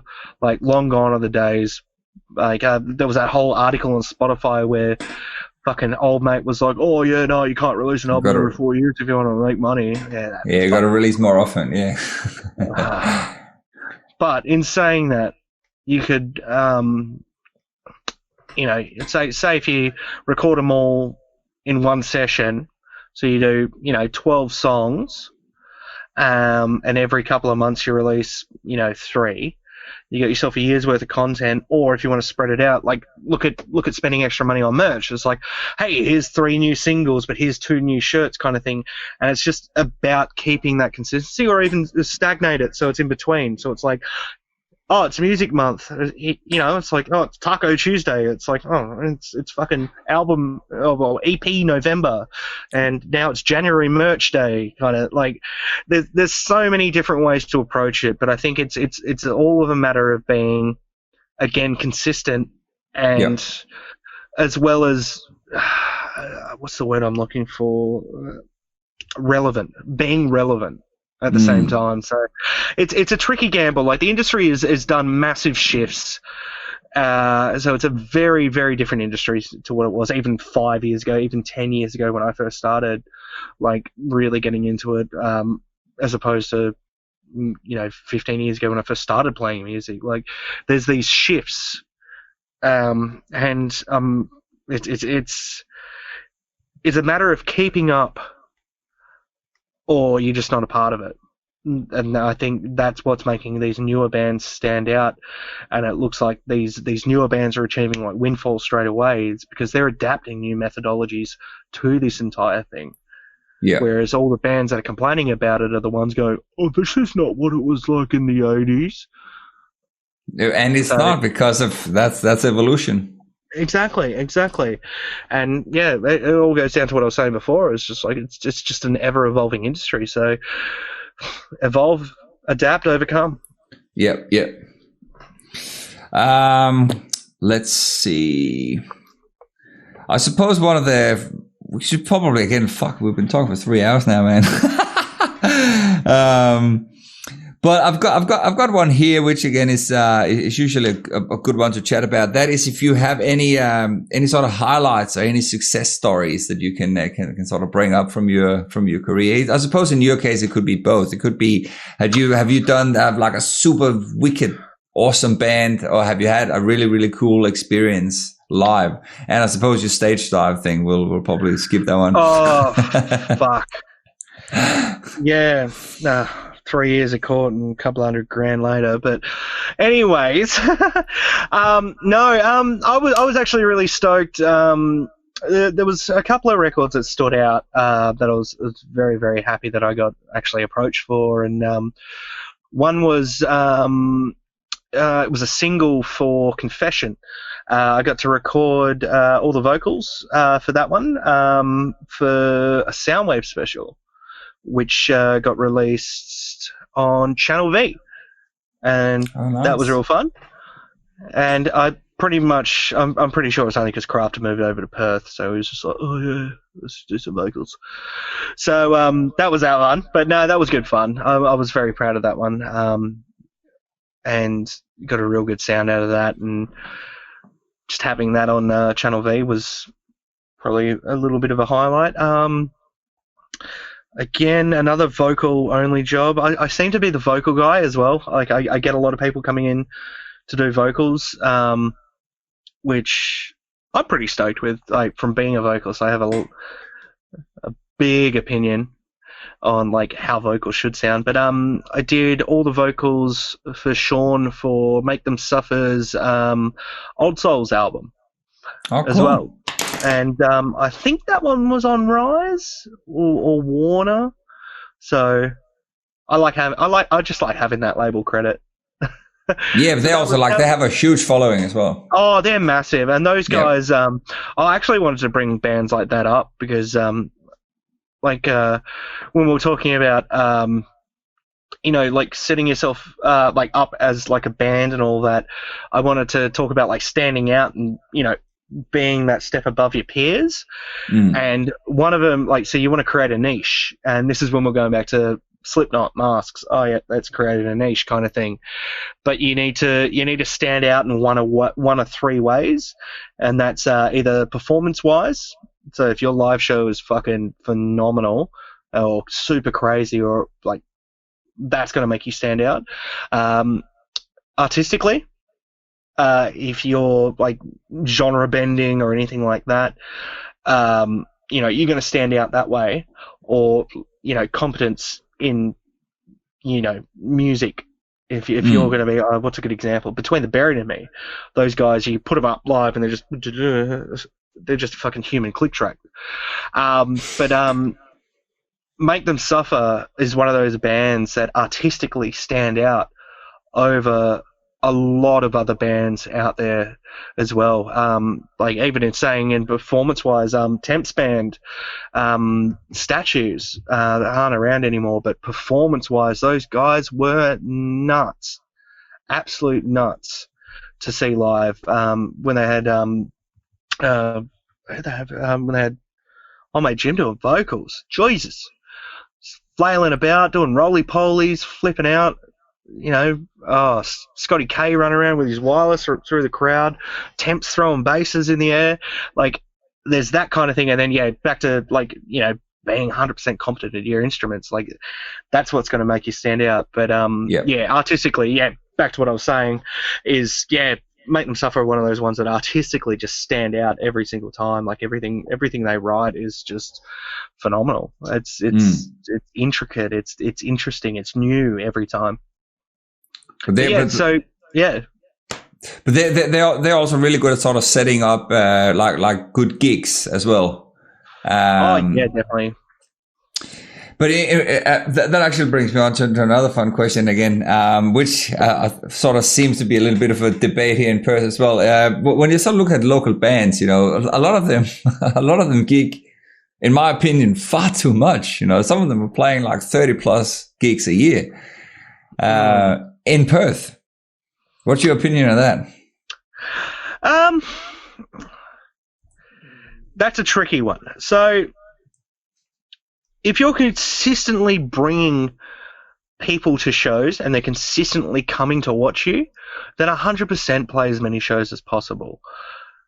If it's going to be you playing with the same lineup at a different venue every second week or month, don't do it. It's a matter of I can't even think of the analogy now. I'm out of analogies. No, I've got one here. I can bring one sort of as comparison for you. So, for instance, I spoke to another local band called the Nucleus. They play really high end. Brilliant, those guys. Metalcore, They're another example of what I was just saying before, where like standing out, like performance wise, those guys are phenomenal. But at the same time, they're very, very competent at what they do as well. So that's what it's about. Like, you've got to create that niche, because you could be one of 10 bands, even locally, playing the same tunes, but you've got to stand out in either one or multiple of those to then further boost yourself. Yeah. But yes, anyways, yeah. Yes, I was about to say it was a really interesting chat to them to see how they were sort of approaching, again, as we spoke about before, the whole sort of business side of things. And they said, look, they wanted to play gigs when there was a gig that was worth playing, and I like that approach to it, because that again also means that first of all, like again, you value yourself a little bit higher, sort of the same as, should you charge $4, $5, or $6 for your stuff? Like you go out and you do the stuff that brings your approach or your organic reach higher than instead of you just playing in front of the same people every three weekends per month or something like that. Yeah, no, that's definitely, it's definitely trying to find that like fine balance between feasibility of playing. So like what's going to be worth, not in a monetary sense, but worth your time, but at the same time worth others' times. So if you've got like, say, a group of friends and all that, and they always kind of gig together and all that, and you bring the same consistent crowd and all that, and you enjoy yourself, by all fucking means play. Yep. 100%. Yeah. But it's a very debatable kind of thing. Like even doing live sound, like whilst I was working at the Den for a while there, probably every second gig kind of had the same couple of bands, and I'd say the same kinds of people. Some of which those shows would absolutely go off. What's a good example? Even like the grind and crust scene, like probably have the same bands once a month, but consistently would have so many punters in there, and everyone would just be enjoying themselves. But then there was other bands that kind of like jump on every other gig, and it'd be like, oh. So I don't know. It's a tricky one, and it's also, again, I do understand the logistics. Like, you are in Perth, the most isolated city in the world. Like, where else are you gonna go play? Yeah, you can drive down to Bunbury, you can Margaret River, and that's about it. That's it. Look, if you're playing the shows and people are coming, continue playing those shows. But if people aren't coming, maybe you're spreading it a bit too thin. So give it a break. Or and again, it comes back to what I was saying before. Like, if you don't have that social presence, or if you don't have that interaction, if people don't want to come out and see you, like playing a show doesn't guarantee people coming. No, of course. I've mixed many a show where the only people there were the bands. And, some guys come up at the end of the night for the door money, and I've been like, here's your $20. Sorry. It's a tricky one, but don't play for the sake of playing. That's what I can say. Don't play for the sake of playing. If you haven't done a gig in a while, play a gig. If you just did a gig on the weekend, don't overbook yourself. If people are coming to watch you, play. Yep. Don't just play for the sake of playing. No, that's at least oversaturation. Yeah, absolutely. Like, again, you're flooding the market with your own music. Exactly.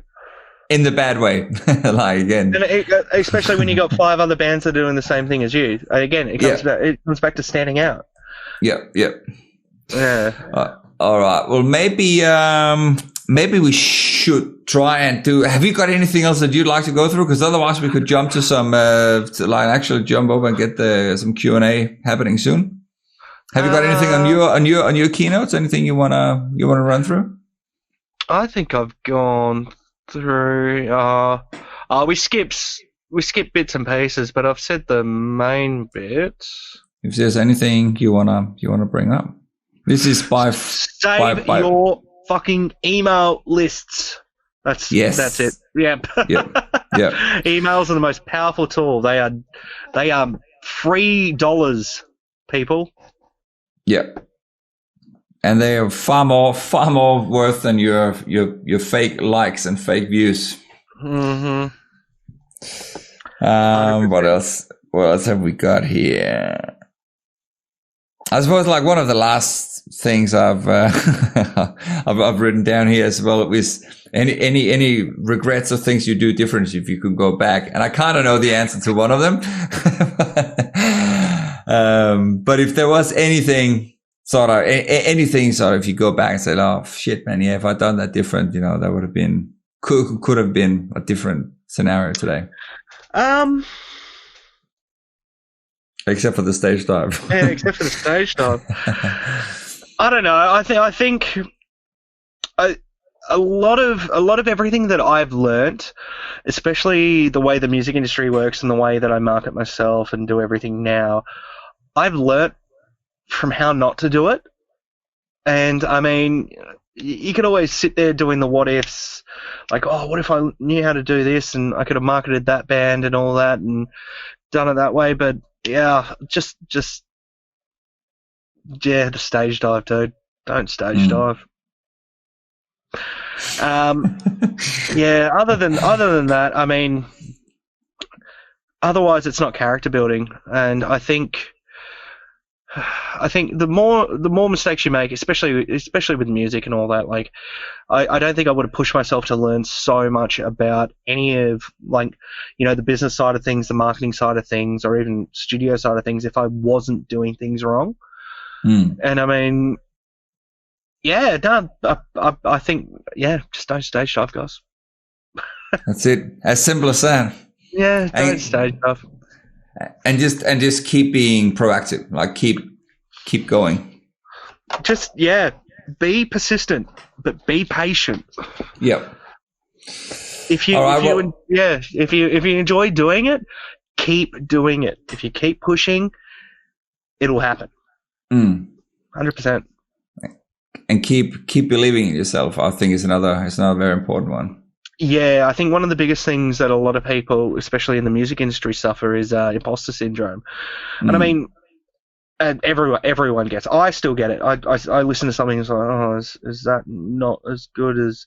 But yeah, I think, one thing is second guessing yourself. 100%. I think it took me a while. Like, I used to second guess myself a lot. Not only musically, I probably still do it. I do it a little bit to this day, but like second guessing yourself, especially recording, second guessing yourself when it comes to like writing a song, going, oh, is that not good enough? 100% regret that now, because now I've also learnt from that, but at the same time now I strive to go, all right, I need a sound. I'm not going to second guess that sound. I'm going to get that all in one go, kind of, and that comes down to that hardware plug-in kind of thing. It was more of an efficiency thing that we were talking about earlier. But yeah, and maybe not practicing enough. Right. Yeah, practice. I probably should practice a lot more. I don't play guitar enough. But you got so many other balls up in the air though. Like, it would be hard to find time for that. Oh, there's always time. Sleep when you're dead. Yeah. Fair enough.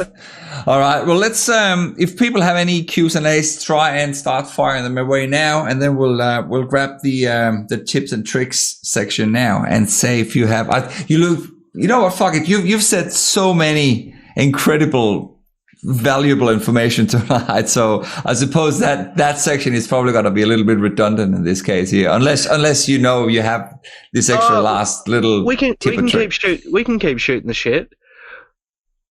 If there's like, because usually again, like I said, I usually ask everybody who's on the show if they have something, like a good advice or anything, but I think out of every, you've probably come up with more advice than everybody else has combined. Like this year has been like nearly 3.5 hours of just an immense amount of knowledge and information sharing. But if there is anything else you can think of that you want to throw out there, some more McDonald's, some more fries or burgers, go for it.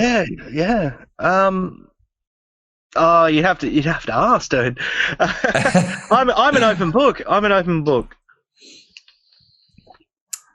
So yeah, so basically, if there is anything, I don't even know what it could be, because again, like it can literally be anything that you would just give as general good advice, housekeeping or anything. But like I said, like there's been so much that you've said already that it'll really be Like, it'd be impossible for me to think of something.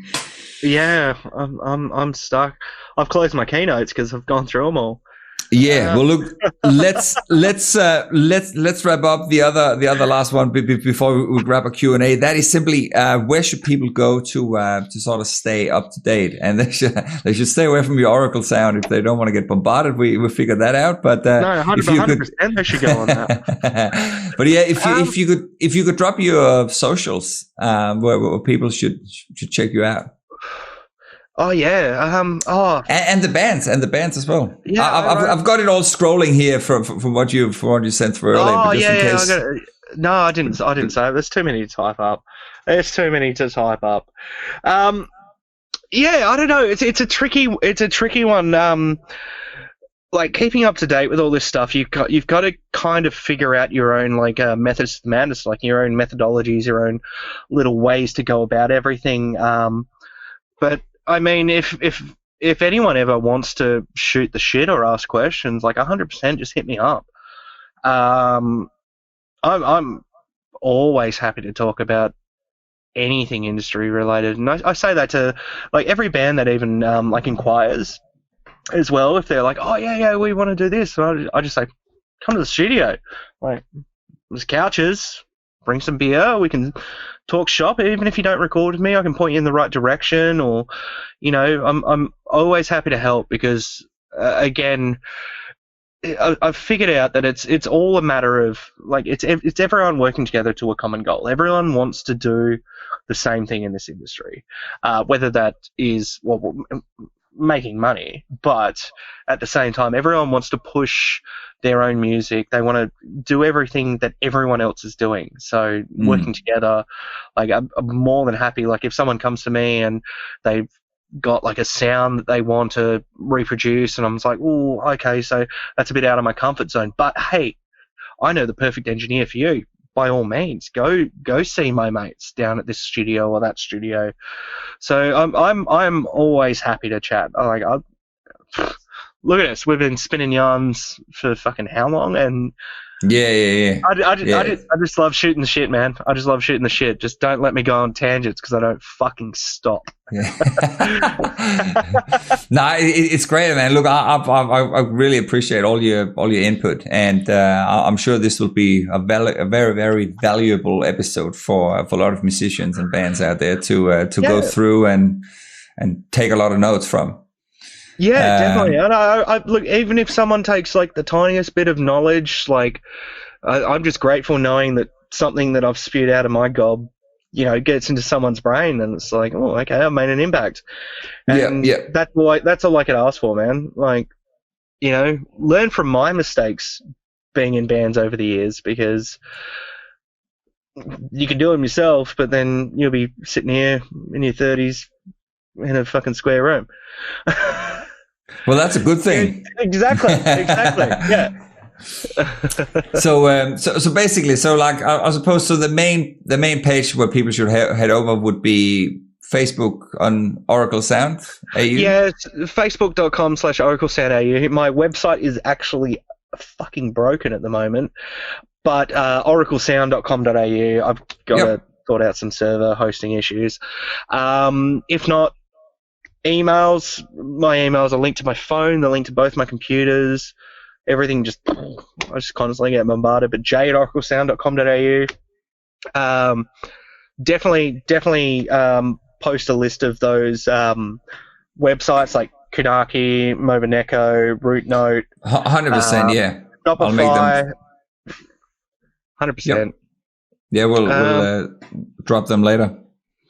Yeah, but even if you, I just want to say, like, even if anyone wants any insight into the recording process, or you're new to it, like, I'm more than happy. Or even if you just want me to tell you what interface you need to buy so you can record demos, like, I'm more than happy just to be like, here's the link, like, go nuts, like, learn. Because that's how I did it. So I didn't have any formal training or anything.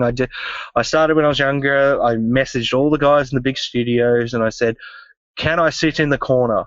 And they're like, "Yep." And I was like, "Cool." And that's how I learnt a lot of the stuff. Yeah. And like a fair few people hit me up to this day, and I said, yeah. As soon as I've got like a big enough project, or I'm working for like a couple of days straight. I've done it for SAE students as well. They've hit me up. I've had a fair few years ago, I had a young fella stay at my house for like 3 days, come to work with me, and I said, just be a fly on the wall. You can learn.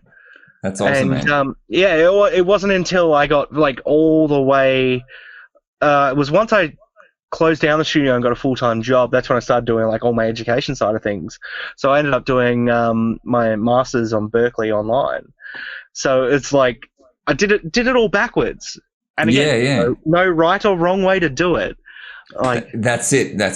But again, as we spoke about earlier, with this whole digital age and like so many online courses, so many tutorials on YouTube and stuff, it's just information out there. You just got to find the time and just suck it in. Yeah, exactly. Actually, for anyone that I recommend, anyone that wants to like start getting fast tracked into it, check out the URM Academy.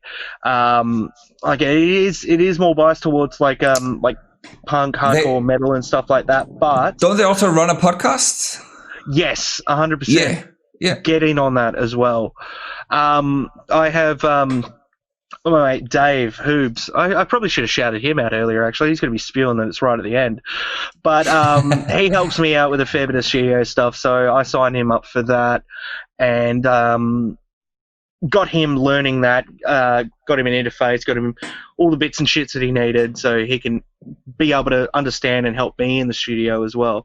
And just the plethora of knowledge that is available on that is wonderful, and 100% recommend anyone who wants to even jump on. Like they one of the coolest things they do is they post stems from like big studio recordings. So like even if you don't take anything in and you just want to get those stems and go, how do these compare to what I can record from home?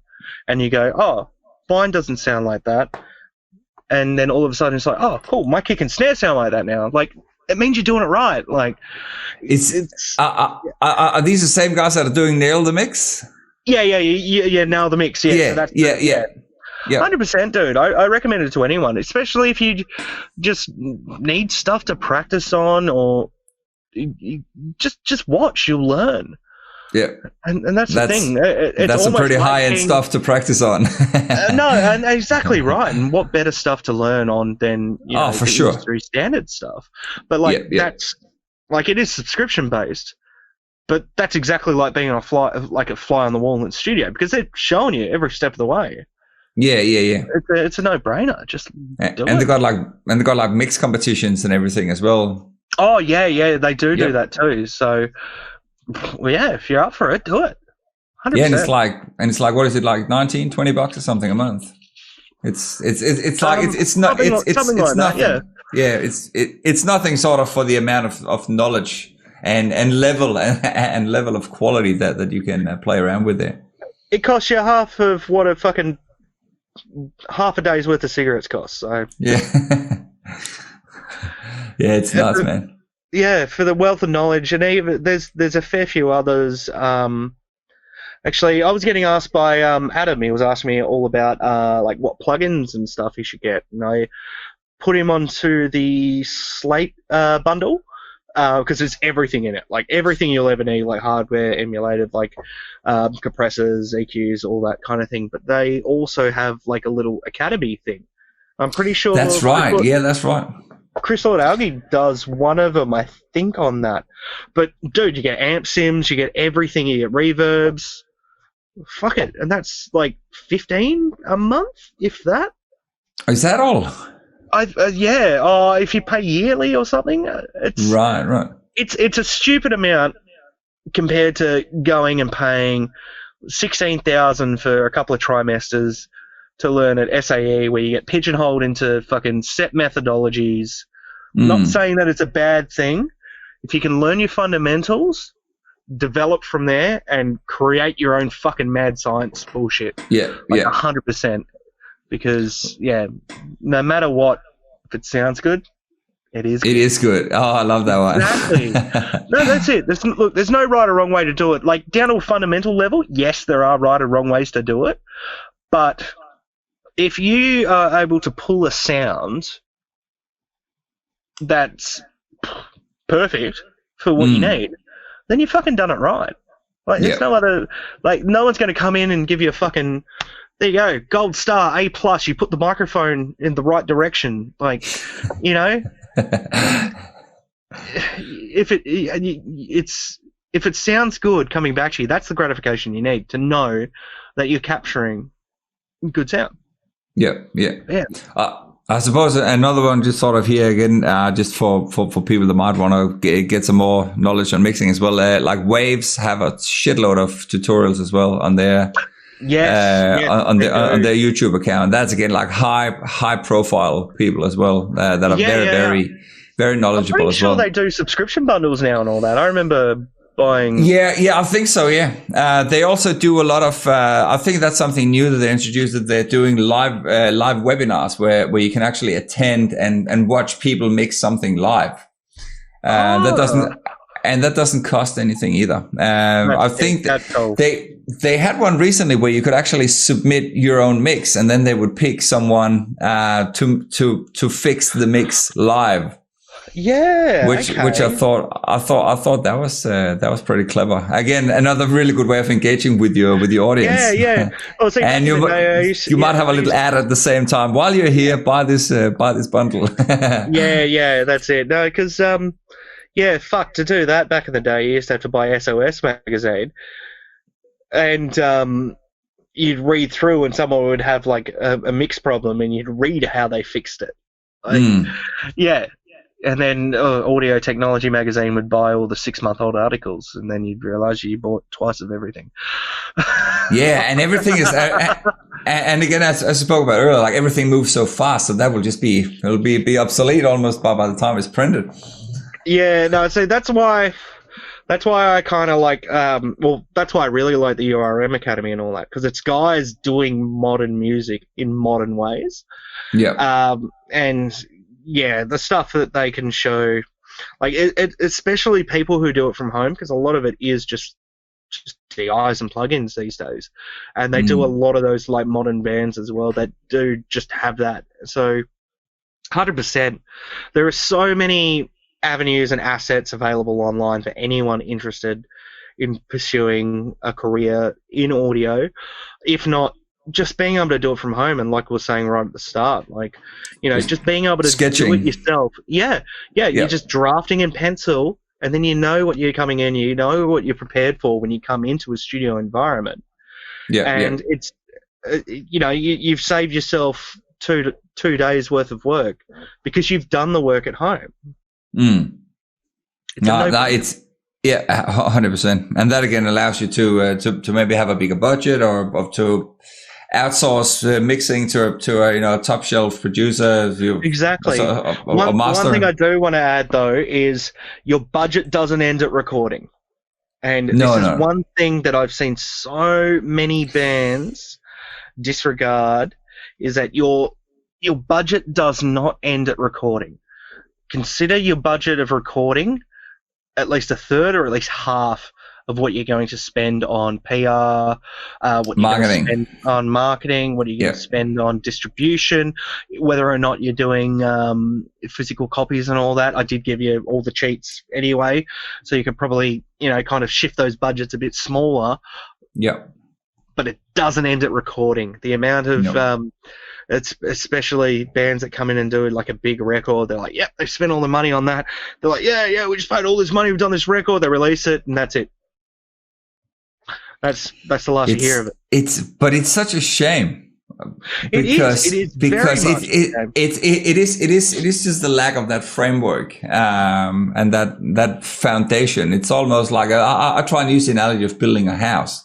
Like, and for you to like you can't build the walls before you've laid the foundation. You got to make sure you have everything fully engineered and ready for you to then start building stuff on top.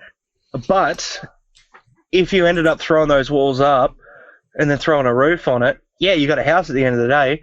It's a very fucking shaky house. And what happens to those? They fall. Yep. Yep, 100%. 100%. A lot of analogies. Yeah. Oh, I haven't even got to the Daihatsu towing the boat. What's that? Oh, okay. So one of the analogies I used to use, it's probably a little less relevant today because of the accessibility of learning to be able to record from home. But we used to get like a lot of people. I think this comes back to the band that didn't want to spend the $5,000 budget on a record. Spent $5,000 on all the gear, but didn't have the knowledge, unfortunately. So they had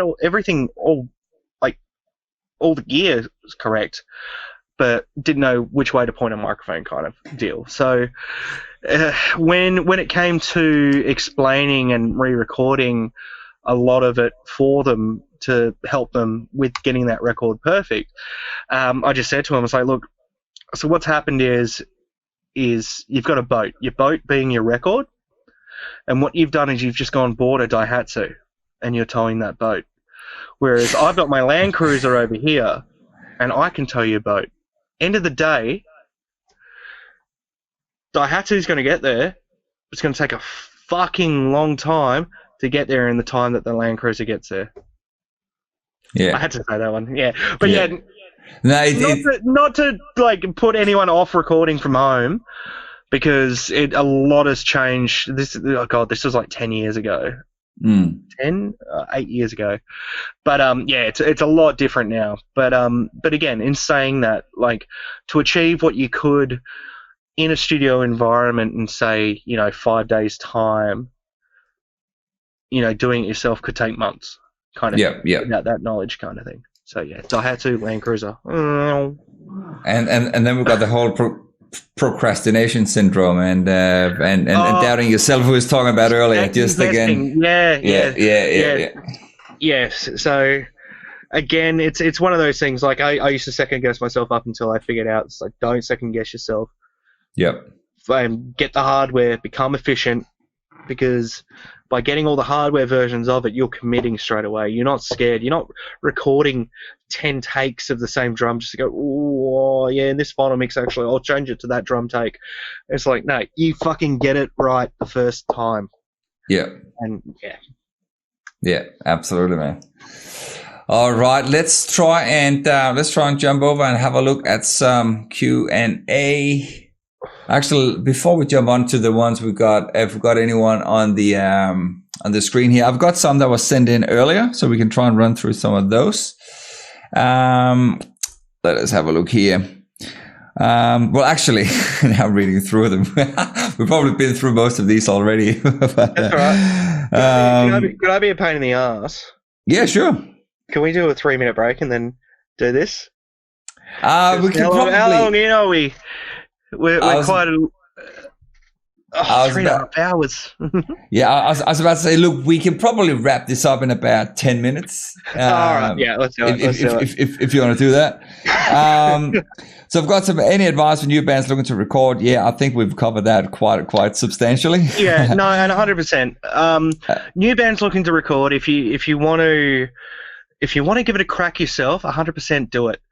And it all comes down to, if it's a feasible product that you are happy with at the end of the day and you can give out, then do it. If you're looking to kind of get that studio sound, prepare yourself, because it is like one thing I will add is it is work at the end of the day, and it requires work from both parties. So a lot of people kind of come in and go, "Oh, you're the engineer, make it sound good." It's like you kind of got to help me help you. But for any new band looking to record, be prepared, 100%. Prepare yourselves, practice. Even if you get yourself a little setup, even if you just record a jam over and over again. I say to a lot of people when they hit me up, they're like, "Oh, I've got this song." I was like, "Send me a demo." "Oh, we haven't got it." I was like, "Record your next jam." And that way I've got it and I can go, "Oh, that's the arrangement of it. That's cool." You can kind of hear from that. It's like, oh, okay, this band's tight, or this band, oh, okay, we might have to work on this a little bit extra, but focus on that. If you can throw a phone in the middle of the jam room, play your song, hear it back and go, oh, fuck yeah, then you know you're ready. That's a little trick. I suppose that that ties in very well with a question here. I said, do you prefer an artist that come in, has the whole song worked out, or an artist that has the bones of the song and you can sort of help them create a bit of artistic control that way? Oh, okay. So I've had both in the past. I've had some bands. I had a band book in a full EP, and we hired a studio as well to do drums for 2 days. We got 2 songs in, and they were like, "Oh, we haven't written the rest." I was like, "Why didn't you tell me beforehand?" kind of thing. But again, preparation. So if you've got the bare bones, you've got the entire song kind of done, and you're prepared to, pick apart each element, or you're prepared to be flexible with your music. Now, I get it a fair bit where a lot of people get attached to the songs that they write, which is understandable. But at the same time, you've got to kind of figure out like the feasibility of it. You're going to figure out, it's like, okay, am I writing this song for me, or am I writing this song for the audience? Yeah. So if you're going to be the band that's got the bare bones and you're ready to tackle it and approach it with everything else, come in with that flexible mindset, 100%. If you're going to be a band that goes, oh, I don't want to kind of change that, but like I've got the bare bones, like I want to keep it that way, then maybe that's not the kind of approach you want to take. Maybe you want to work on it a bit more, or maybe come up with a bit more. But either, I've had some absolutely wonderful sessions where, I've come in with a band that's just literally got rhythms, and we've gone from there. We've built it up into something, like created all these catchy hooks and done bits and pieces. So it's either way. Just be prepared to be flexible with the music, less it's got in it, kind of thing. I'd say that's probably beneficial. That's a good one.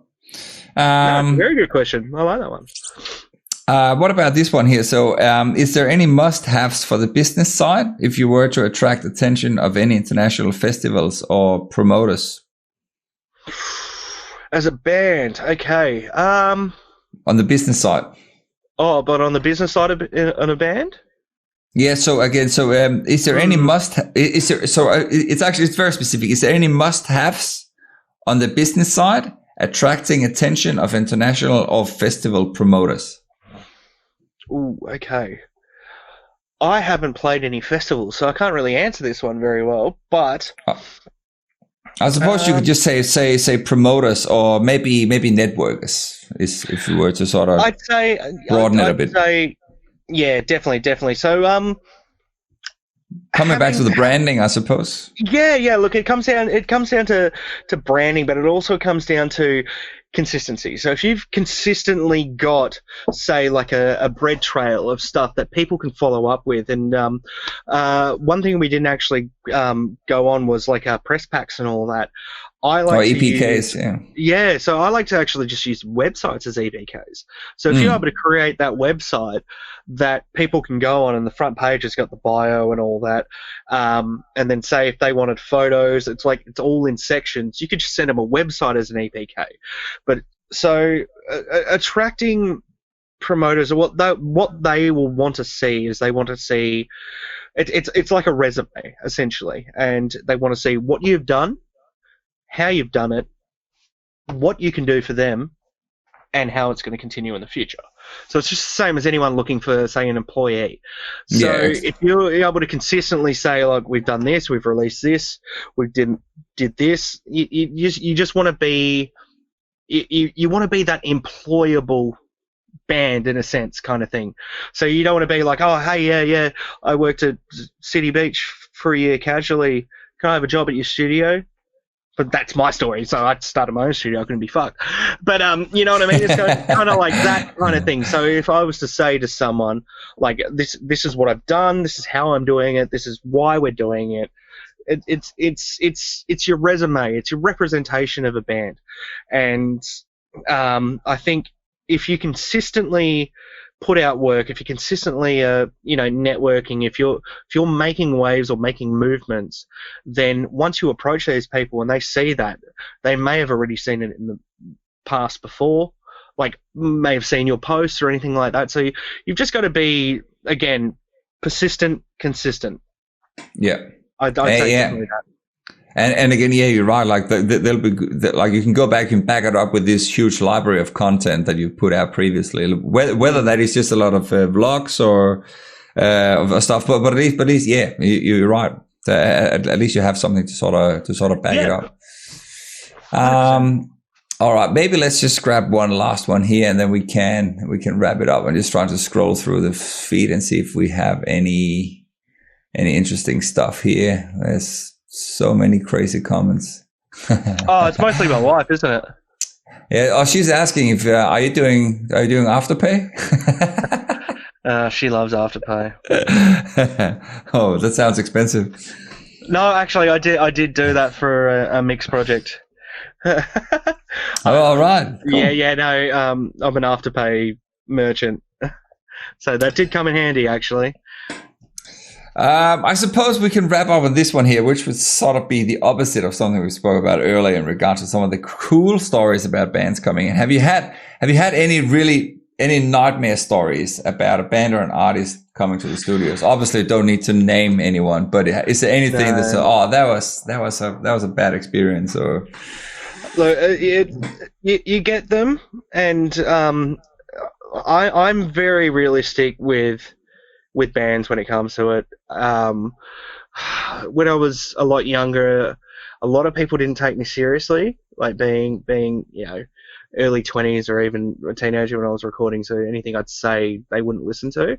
So it took a long time, but now for example, even that band that I was telling you about before, we booked in, we did two songs of drums and was like, oh, we don't have any more.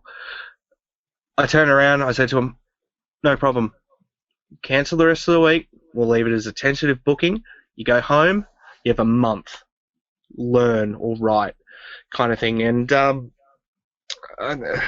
over the years there's been tears, unfortunately, and I don't like to be that guy. Like, I'm not, like, I like to consider it a bit of a tough love.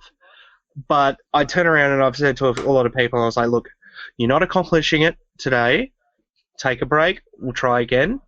I used to be a lot less patient, so it wasn't as nicer when I was younger because no one would take me seriously. But yeah, so I've had a few sessions where people have been like, not being able to do it. So, you send them home, give them homework. You go, that's all right, it's fine, let's do that. But there's been other ones when you do that and people are stubborn and you pretty much tell the band, look, it's either I record the parts or someone else records the parts. We're here to make a record, right? Kind of thing. And it doesn't happen often, but I've had other members. Yeah, I've had a band where the singer ended up playing the drums on a record because the drummer spent 2 days and we accomplished nothing. And the former didn't work, where me saying, oh, maybe we should try this again in a month. But that was it Foo Fighters?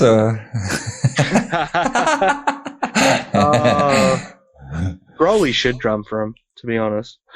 But but yeah, so it's like it again comes down to what I was saying before, and like with the with the accessibility of everything these days, where people can get these interfaces, they can practice at home, they can hear their drums back, they can record it, they can try and go, oh, maybe it's not as good as I probably thought, maybe I can work on it. It does save a lot of that time. Whereas when I was younger, and I used to deal with a lot younger bands as well. Whereas these days, I'm a bit older, I'm a bit wiser, so you can kind of sit down with them and go, all right, no, maybe we should try it this way or try it that way. Like, a lot of people kind of perceive me as the cunt to record with. Back then. And, I like to think I'm a bit nice now. I've got patience, so apologies to anyone. But in saying that, I've had a couple of guys in the past that I've been a bit of a prick to push to get the product out, and now they're doing phenomenal things. I bumped into them at a gig, and they've kind of like, Jay, thanks for being a prick. because you pushed me. And I was like, oh, Yeah, okay, I did kind of something good, but yeah, like you thought I was a prick, but yeah. But you're not doing it. You're not doing it to upset people. You're doing it to help them. No, exactly. And like I think I'm a bit better spoken these days as I was, 10 years ago. Kind of saying like, look, we're both here. Like the mutually beneficial thing would be to create a great sounding record. Maybe we're not ready. Maybe you should try this, try something else, kind of thing. But look, it's good and bad. It's like going to work. You have good days, you have bad days. And you know what? The good outweighs the bad. You always remember the better ones. And yeah. Fantastic, man. Pretty much it. Far out, man. Yeah, man. I'm really. First of all, I can't believe that we spoke for nearly 4 hours, man. Like that. Yeah. It was so funny. Just before we started, I was talking. I had a chat open to Matt and Adam from Commander Panda, and Matt said, "Oh, look, it's going to be a 6-hour chat or something." I said, "Yeah, look, it probably will." And here we are, nearly 4 hours later.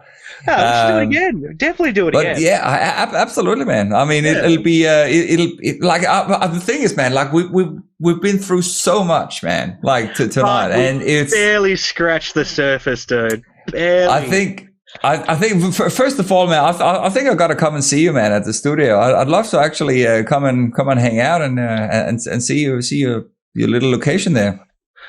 There's couch. There's beer. I know. Yeah. That's the thing, man. You can even do your podcast here or something, dude. You can look at all the microphones.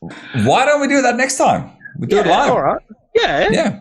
Or do it live. We do it live. We do it. Yeah. We'll get a couple of the boys. Ads only lives up the road. Dude, that's it, man. Of course, we'll do the whole family thing you're talking about. Yeah, the band fam. Yeah, man. Yeah, okay, absolutely. We'll get Hatton in. In. Yeah, He's always got a lot to say, that guy. Fucking hell. Honestly, yeah, for sure. Let's make that happen.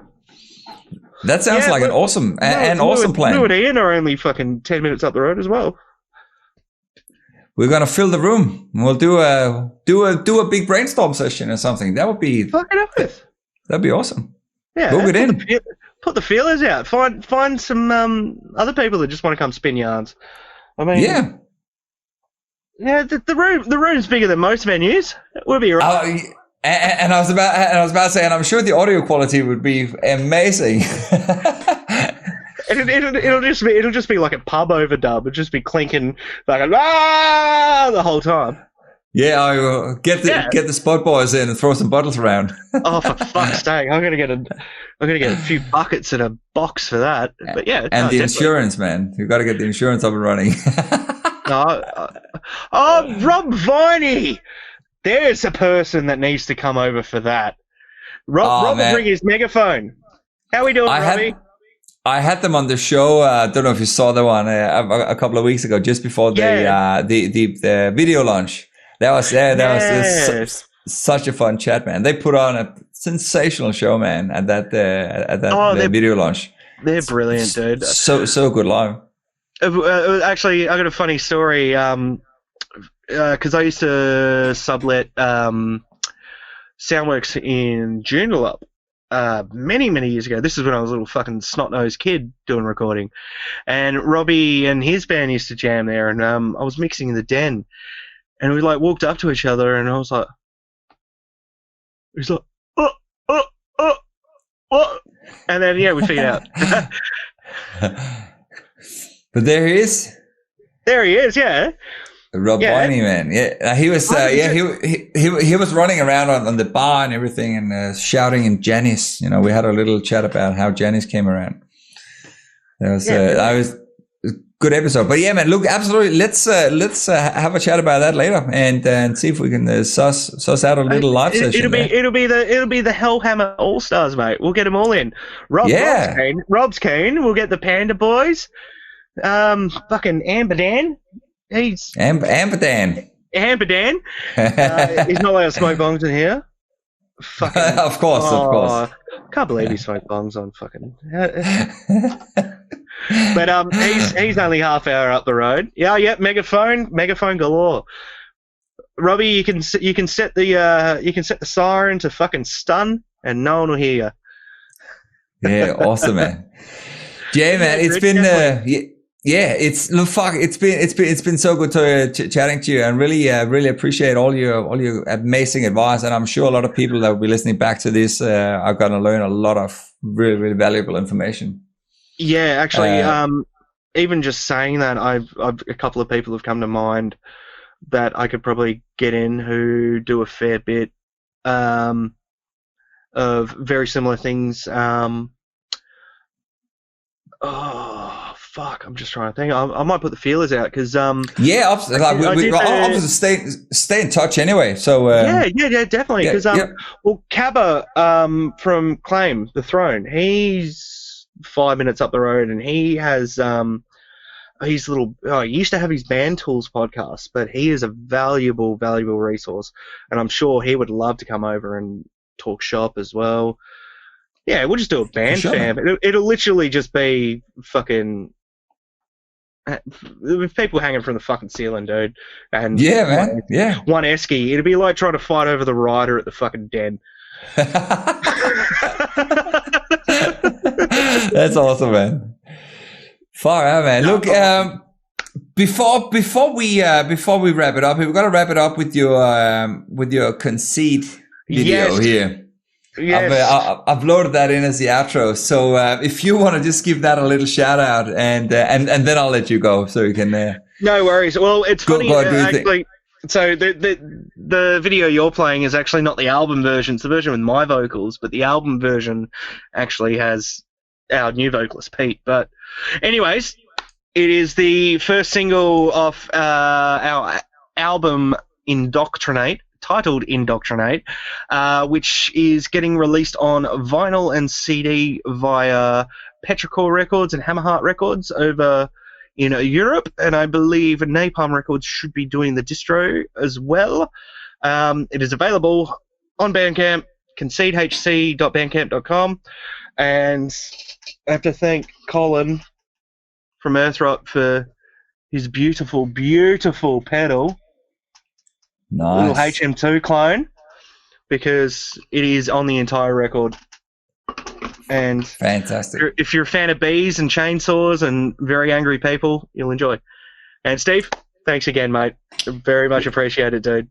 It was the pleasure's all mine, man. I can't thank you enough for this and for taking out 4 hours of your Tuesday night, man. Oh, that's all right. I don't have a session for another 12 hours, so I'll get about 4 hours sleep in. There we go. Amazing. Thank you so much, Jay. Thank you very much. I'll talk to you soon. And thank you, everyone, for tuning in and watching. And you'll obviously hear it on the podcast, edited with my little toilet breaks out. So that's it. And in saying that, if you need help with any of that, hit me up, and we can turn it into a full podcast for you. Will do. Excellent. Thanks, Jay. Take it easy. Worries. Talk to you soon. See you, dude. Thanks so much for tuning in or listening along to the show. If you like the show, please don't forget to leave a 5-star review and subscribe to my social channels. It doesn't cost you anything, but it greatly helps me to build my networks and my chances of getting sponsors to keep this show running. If you want to take it to the next level, please head over to patreon.com/Stephen Helhammer and become a patron by joining the exclusive community there. You can start from as little as $3 per month. And for just a little extra, you get access to some fantastic features, outtakes, behind the scenes stuff, and much, much more. That's less than the cost of a cup of coffee per month. And that way you can help me build better content. I can devote more time to find awesome guests and just generally just keep everything flowing. If you want to be on the show or subscribe to my mailing list, send an email to steven@helhammer.com, and that is HELhammer.com. That way I can start sending you exclusive invites, random stuff, and messages that, who knows, you might enjoy. So that's it. Have a rocking day ahead, guys, and I will see you on the live stream or in your headphones very soon. Take it easy.